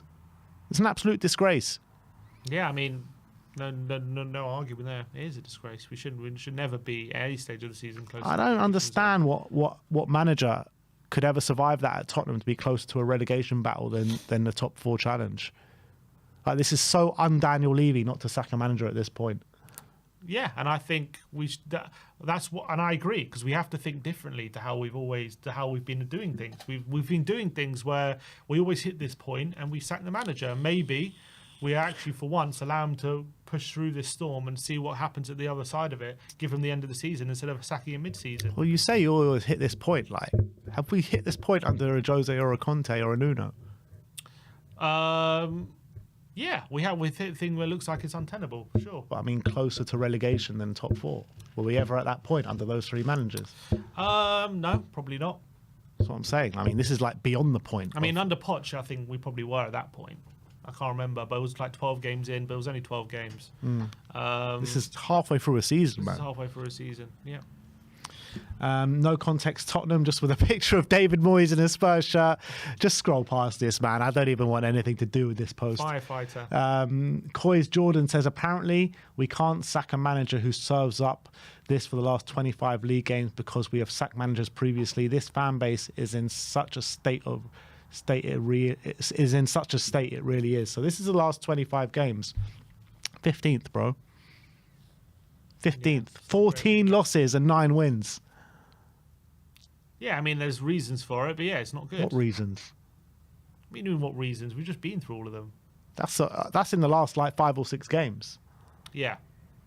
I mean, there's a lot of games we probably should have won, and also, obviously, when he first went last season was always going to be, difficult to get any sort of consistency. I think this season, obviously, there's less excuse for it. Look, I'm not going to sit here and say that's good enough. This form, it's not. Of course, it's not good enough. But I don't think we should sack him just yet. My point being, I think, as I say, the risk versus reward in terms of doing a pros and cons. I think the potential upside to keeping him and him turning around is much greater than the potential upside of sacking him and bringing a new manager and him turning it around. then that still brings more problems. I think you're better off sticking with him for now. But I'm not going to sit here and say that's good enough. Of course it's not. It's a terrible run of form.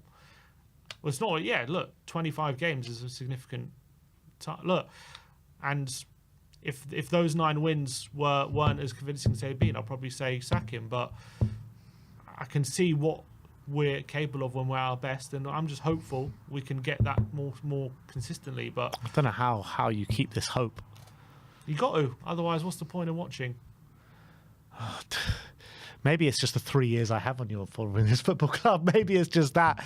But yeah, it's not good, man. It's really not good, and I just can't see it turning for the better. Maybe a couple will get a few more wins here and there, but this form over this stretch of time, to have 14 losses and 9 wins over 25 games. Everton have more wins than us. Everton have more points than us. Everton. Yeah. It's absolutely disgusting. I don't like seeing it, that's for sure. Les Tech Johnson says this says it all, and it's just showing that. Can you scroll down? This says that Ange has less points average than any manager in any season since Pochettino joined the club. Yeah. Yeah, that's the reality. That's the truth. Even Poch in his last season was doing better than Ange. Yeah. Tappin Tobe says he's absolutely done. Not sure how we can still be talking about just players or Levy now. He is a significant factor in our inability to defend in games or get the results we need. Regrettably, Ange is not the only one to pour into. We should cut ties now if a suitable replacement can be attained, or ride it out and cut ties in the summer. Yeah, I'm more of, if we are going to cut ties, I think you do it in the summer, because that would be, look, you give them the season to see out, you see what you can do from now to the end of the season, and then that's the best time to do it. And then if it really, at the end of the season, it becomes clear that you do need to make a change, then you start planning for it then. But I just don't see much upside to doing it now. I really don't. Well, if the majority feel like Ange is not the right man to take us forward, and we're still in some cups and we've still got something to play for this season, and Ange is seemingly to be throwing things away this season, isn't there some benefit? Because it's very likely we're not going to be in Europe next season. Look, it's still so early to say. At this moment in time, it's likely we're not going to be in Europe next season. Yeah, maybe. I mean, judging by the fact that we're 11th, for sure, and the form we're on, but that can turn very quickly. Very quickly. Two or 3 wins and it turns. 2 or 3 wins, but that's not to say that, the teams above us could go on better runs as well. Everyone's playing each other. It's so tight. I think the top, literally those 14 teams, they're all going to be playing each other every week. Everyone's going to be dropping points. It's going to be. It's true, but very tight. But we played Newcastle in 2 games. We lose to them. We're further behind. Yeah. We're going to lose to them probably. Yeah. I don't know. Oh no, I don't know. I know. I'm not saying. We are with all the injuries that we've got. Not necessarily. Come on. Not necessarily. You think we're going to go and beat Newcastle next week? I don't know who's going to be back then. The game's on the 4th of Jan. It's next week. Yeah. It's a week on Sunday. Yeah. So we got a whole week rest in between then. We got Wolves. Yeah, we got a week in between Wolves and Newcastle. Yeah. I don't know. Look, I don't know. Maybe if we have a start like we did against Chelsea, for example, we'll go 2-0 up, right? Maybe Newcastle won't be able to come back like Chelsea did. I don't know. Johnny Blaine says Postecoglou's win percentage as Tottenham manager in the PL drops to 48.2%. So where does that stack? Better than Mourinho, and better than Martial. Yeah, not as good as Redknapp. Mason's got a better win percentage. Nuno's got a better win percentage. 6 games. Yeah. Villas Boas, better win percentage games as well. AVB, yeah. Again, but AVB, he was, he had a good first season, similar to this, good first season. Then in the second season, we started off okay, and then it just fell apart in December, and we decided to sack him. Who knows what would happen if we didn't do that? Yeah. We ended up what happened? We brought in Sherwood. Yeah, he got some okay results. We ended up finishing 6th, and then We ended up getting Poch and it got better, but yeah, but we would have stuck with him. We didn't hire Poch in mid-season. You basically just proved your argument wrong. Not necessarily. Yeah, you have. No, because basically, what happened? It led us to the best manager of our Premier League campaign ever. Premier League. What I'm saying is the upside to sacking AVB. We didn't really get any. Well, we did because we ended up with Pochettino. Yeah, but that was the end of the season, not mid-season. Yeah, the next season. Yeah, but we still got an uptick in form from there until the end of the season. We ended up finishing 6th. I think AVB was sacked when we were in 7th or something. Like, it didn't change much. Well, 6th to 7th did it got us European football?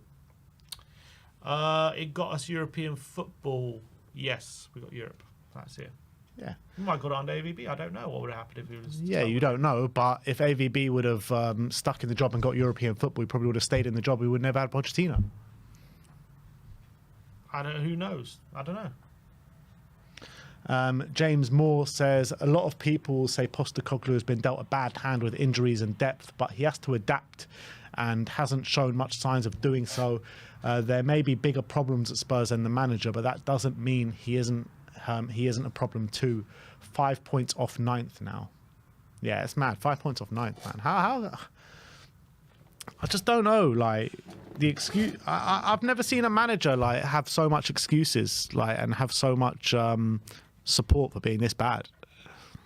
I think people just really want him to work.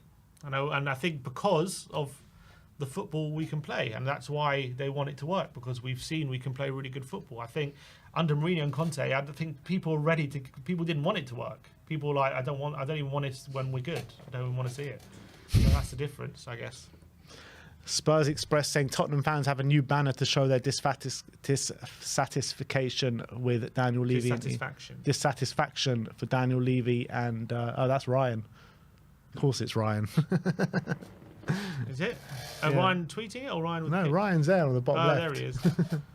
Daniel Levy, Enoch, the tombstone. A couple of years ago. A couple of years ago? Oh, right, they're on the tombstone. Yeah, died in 2002. Is that when we 2022? Is that when we died? No, probably Still died going. 2002. Bareth Gale. Oh no, this is from last week. But that's it. That is your reacts. That is how the internet did react to the 1-0 loss against Nottingham Forest. And we're going to finish off on a Tottenham update for you guys. A few transfer rumours, a few players that we have spoken about over the past weeks, a few new names in there. But we're going to start off with the injury news regarding Ben Davies, as Davies has had a setback in his recovery, as Ange confirmed, and he's set to be out for a few more weeks. We don't know how long Dragsheen's going to be out for. I don't know if there's been any news about Dragsheen. Well, he said he's going to assess him when he comes in. He had a knock on his ankle, and he apparently said he couldn't continue. So it's not great. Davis, just seeing here 2 weeks probably. His setback. Are we pushing him too hard to get back fit for the game? Is that why he had a setback, or is that something that just can't be avoided? I don't know, but it's just so frustrating. Just as Dragsheen goes down, Davies has a setback, so it's just relentless at the moment, absolutely relentless. So we're set for the prospect against Wolves this weekend with no fit centre-backs. Mm-hmm. Dorrington, who's been on the bench, and he came on against Southampton. You probably think... So we got two options. It's either Gray and Dorrington or Gray and Basuma. Those are the two options I think we got. Gray and Dorrington or Gray and Basuma. Yeah. Against the likes of Strand Larson and Cunha, who have been really good this season. They have. Regardless of how poor Wolves have been, they've been really good. Yeah, both of them, they're dangerous. Well, they kept Chris Wood quiet there. Dorrington didn't. Yeah, you're right. Dorrington wasn't playing. Dragsheen was actually a big part of keeping Chris Wood quiet. Yeah. Look, we got what we got. What can we do? So who do you go for, Dorrington or Basuma? I think Dorrington. Yeah, I agree. But on a positive note, that is going to be the last game before the transfer window opens. Yeah, so let's hope we can get someone. And Ange has been actually speaking in his press conference, talking about the desperate need to get people in January. Yeah. But now we're hearing that the performances of Archie Gray have made Spurs think that we don't need a centre-back. Only this club, man. Only this club.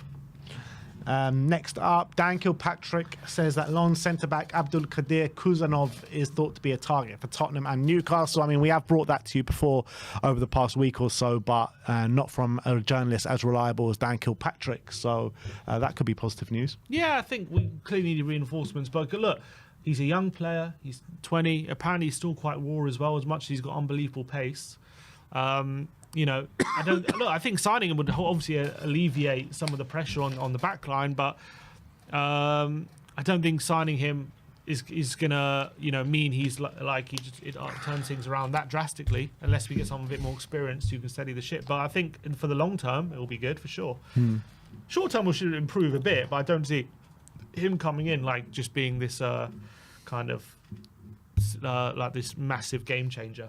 At least he's a centre-back. Yeah, no, I'm saying it will improve, but I still think, he's young. He's a 20-year-old centre-back you're bringing. He's not going to completely change everything. But apparently he's been unbelievably well this season. Yeah. So. Yeah, but apparently he's still quite raw as well. He's got unbelievable pace there. Yeah. Which we need. James Trafford, The Athletic, saying that Tottenham do hold an interest in Burnley goalkeeper James Trafford, but any possible move is more likely to happen in the summer rather than January, and that backs up Fabrizio Romano was talking on a podcast as well a couple of days ago, and he says that he doesn't think that Spurs will move for a goalkeeper in January. Because the performances of Fraser Forster. Unbelievable. Yeah, I think I would like us to sign someone in January, because I think Forster's performances seem to be decreasing, which is a bit of a worry. And we're still going to have Novacaro probably till late February, March time. So it's a long time and a lot of games. And pretty much for that whole time, we're going to have a game every 3 days. Yeah. And he's going to be playing every single game. So I still kind of think we need a keeper, even though Forster's maybe done okay. But so I would accelerate it into Jan if we could. Let's talk about attacking options now. Fabrizio Romano also said that he thinks that Spurs will bring in a forward player in this January transfer window. Florian Plettenberg has been speaking about Kolo Randall-Muani, and he says, Randall Kolo Muani, and he says he is set to leave PSG during the winter transfer window. Concrete talks with potential teams about a loan deal are ongoing. PSG would like to include an obligation to buy. Currently, there is a strong chance he will move to the Premier League. Understand Liverpool have gathered information, but nothing further than that has happened. Man United are monitoring the situation, but Man United do not expect to currently move for him in January. And Tottenham and RB Leipzig are also interested, with more teams keen on taking him on. I mean, for a loan deal in January, we could do a lot worse than him. I mean, I remember the World Cup, he came off the bench and was really pivotal for France on a number of occasions. Great for Frankfurt before he moved to PSG. Great for Frankfurt. Hasn't worked out. Yeah, why hasn't it not worked out for him at PSG? Don't know. I don't know. They haven't really found his role. They don't know if they've put him out wide. They put him up front. It hasn't quite worked out. Obviously, when he first signed, Mbappe was still there, so kind of maybe under his shadow a bit. But even since he's moved, it just hasn't. He just hasn't worked out. Apparently, they don't like him. They don't think he's good enough quality-wise. But at Frankfurt, he was pretty solid. There's a reason PSG was so desperate for him when they got him. He signed for like 85 million or money. Something. So, for me, he's a player who does predominantly play up front, but he can also do a job out wide on occasion. Obviously, France international, is a big part of that. Can be somebody he plays in their attack sometimes, and I think there's a loan deal. I think, especially where we are right now, I think. Look, the reality is in January, beggars can't really be choosers. And when someone like of the quality potential of Moani comes available, I think we just got to go for it, because I think the reality is, other than that, you're looking at kind of Timo Werner-esque signings, and look how that's turned out. So I think Moani, I would love him as a loan deal and see what he can do for us, because I think he's got really good potential. He's got really good quality. He's shown what he can do in the top league. Maybe he just needs to come, maybe show him some love, and maybe a bit of management and get him playing again. And obviously, with Richarlison still injured all the time and stuff like that, we could do with another striker as well, if possible. Yeah, I thought he was actually a lot younger than he is, but he's actually going into the prime of his career at the moment in terms of what you call a prime, which is usually about 27, 28. He's 26 already. I thought he was a lot younger than that. Well, he signed, I think, at PSG at 24 and been there now, 18 months. So yeah. I would take a punt on him. If we I'd agree. I mean, he's on probably monstrous wages at PSG, so they'll probably have to stump up most of those. But the thing is, there's rumours of Newcastle getting Bakayoko for like 25, 30 million. If that's true, I don't know why we don't hijack that. Yeah. We should really hijack that, because he'll be perfect for us, unless there's something in terms of like personality or something that we don't like. Like, I think he's the kind of perfect player, and if that kind of price, why would we not try and hijack it? Yeah, it makes no sense. I've been banging on about Bakayoko since last summer. I've always wanted him through the club. He hasn't had as strong a season this year as he had last year so far at this moment in time. Maybe that's why. But I still think he's a quality player. But anyway, when it comes to Mawani, I don't see too many better players than him coming available in this market. So. Yeah, I mean, if it's only a loan as well, if it doesn't work out, you know. Yeah, but they want obligation put in there. Yeah, but Levy's clever. He'll put some sort of.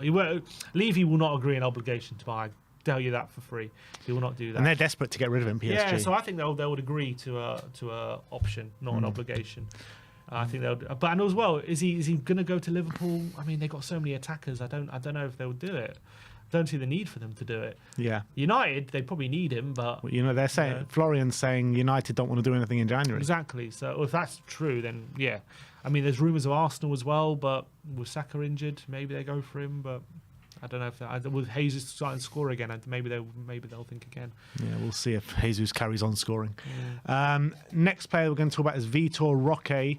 Estadio Deportivo says that Tottenham want to sign Betis loanee Vitor Roque next month. The striker is happy with the Spurs' interest, but wants to move it in the summer rather than in January. Real Betis have an option to make his loan permanent, but Barcelona have an urgent need to raise funds to register Dani Olmo. They're always going through these issues, Barcelona, of registering players and all these different things. How's he doing, Vitor Roque at Betis? Got 4 goals this year. Is he playing every game? I don't know about every game. Got 15 games. So a lot of games off the bench as well. Yeah, 12 starts, 4 goals. Not unbelievable. Yeah, but he's still young, isn't he? He's still 19, so he's still very young. And I think he's one of these strikers that does work very hard, like presses a lot. It reminds me of a young Gabby Jesus, the kind of player he is. So I don't know. I don't think this one gets done. Yeah, but he's not one that really moves the needle that much in it from now until the summer. So we want experience. We've been pretty clear. We want more experienced players. I don't know if he fits that bill. Yeah, I agree. I mean, Kolo Muani is the clear one that probably moves the needle from now until the end of the season. Yeah, it just adds a bit more quality in that front line. Experience takes pressure as well. Maybe you can start resting Solanke, can play in the different positions. And it might not work out, but at least we can see if again, the potential upside of it working out is going to be great. I think signing Muani does show a bit of ambition.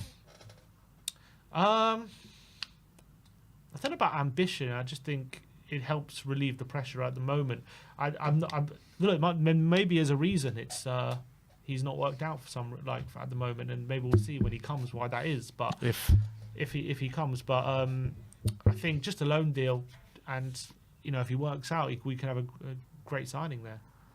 And last but not least, Dan Kilpatrick talking about Eberechi Eze, saying Tottenham have long admired Crystal Palace's Eberechi Eze. However, the chances of that kind of deal happening in January are very remote. Look, nothing. I don't even know why I added this one because. There's no chance that Eberechi Eze is leaving Palace in January, and there's no chance he's joining Tottenham Hotspur in January. I just love talking about Eberechi Eze, to be honest. He's had a bit of an off-season, hasn't he? Yeah, he has. He's just, I wonder if it's all the transfer talk. It's just kind of taken his eye off the ball because of it. Yeah, I mean, Palace have had a pretty off-season up until a couple of weeks ago. That's the reality as well. Yeah, but they're so reliant on him. He lost his partner in crime in Olise, where they linked up so well. And I think they relied on that synergy a lot. And the fact they lost it, I think it's not only have they lost that synergy together, but I think he's lost that spark to do it individually now as well a lot. And you can see it's affecting him, and he's trying to do a lot on his own because, look, let's be honest, you look at that Palace team and that front line. I know Mateta's a good player, but he relies heavily on service. Sarr is a guy who can run in a straight line, but not much else. And is very reliant on Eze to just provide magic, and I think he's kind of maybe he's sick of just carrying that team on his shoulders a lot, and it's tough for him to continue to do that, especially with all the talk of transfers. And he's probably looked at Olise and he's like, look, he's balling out of Bayern. I'm still here at Palace carrying them on my shoulders, and how long can I keep doing this without carrying them on their shoulders too much anymore? But not anymore. No, but that's probably no. I know what you're saying, psychologically, and you know what? Hard. The price for Eze is just going to drop year by year as well. But he's not getting any younger. He's what, 27 now. He's 26. Okay, still 26. I mean, look, I'd love him. I still think I think he could be reinvigorated if he comes here. No, 100%. I mean, 6 months of a season, only 14 games played because he's had his injury problems this season as well. Like, doesn't. The quality of player doesn't just change overnight. He just needs to change the scenery. Yeah, I think so. But yeah, that is your Tottenham update. Let us know your thoughts in the comment section below. Would you like to see Spurs go for Kolo Muani in January on a loan deal? Let us know in the comment section below. We're going to finish off on a couple of super chats. One from Marcus saying, I want Ange to work, but his football identity doesn't suit us. As soon as available, Levy needs to bring back. It needs to bring back Pochettino. I kind of agree with that, to be honest. Bring back Poch. Yeah, I do think. You have to wait till after the World Cup. I know. That's the thing. Well, you don't think we'll bring him back after the World Cup? Well, that's in 2 years' time. I think Pochettino will be back at Spurs one day. Potentially. I don't think it's in the foreseeable. Yeah, we missed our chance. We should have done it. We should have done it when we were bringing Conte. You think, I don't see. I look at Poch, and I don't know if in terms of what's going on right now, I don't see him changing much. In terms of is he we play a high pressing system as well? Is he going to get more out of these players than Ange? I don't know. I think in this current injury crisis, it's hard to say who, but I do feel like on a general basis, when you're looking at the points that we've picked up over the past year.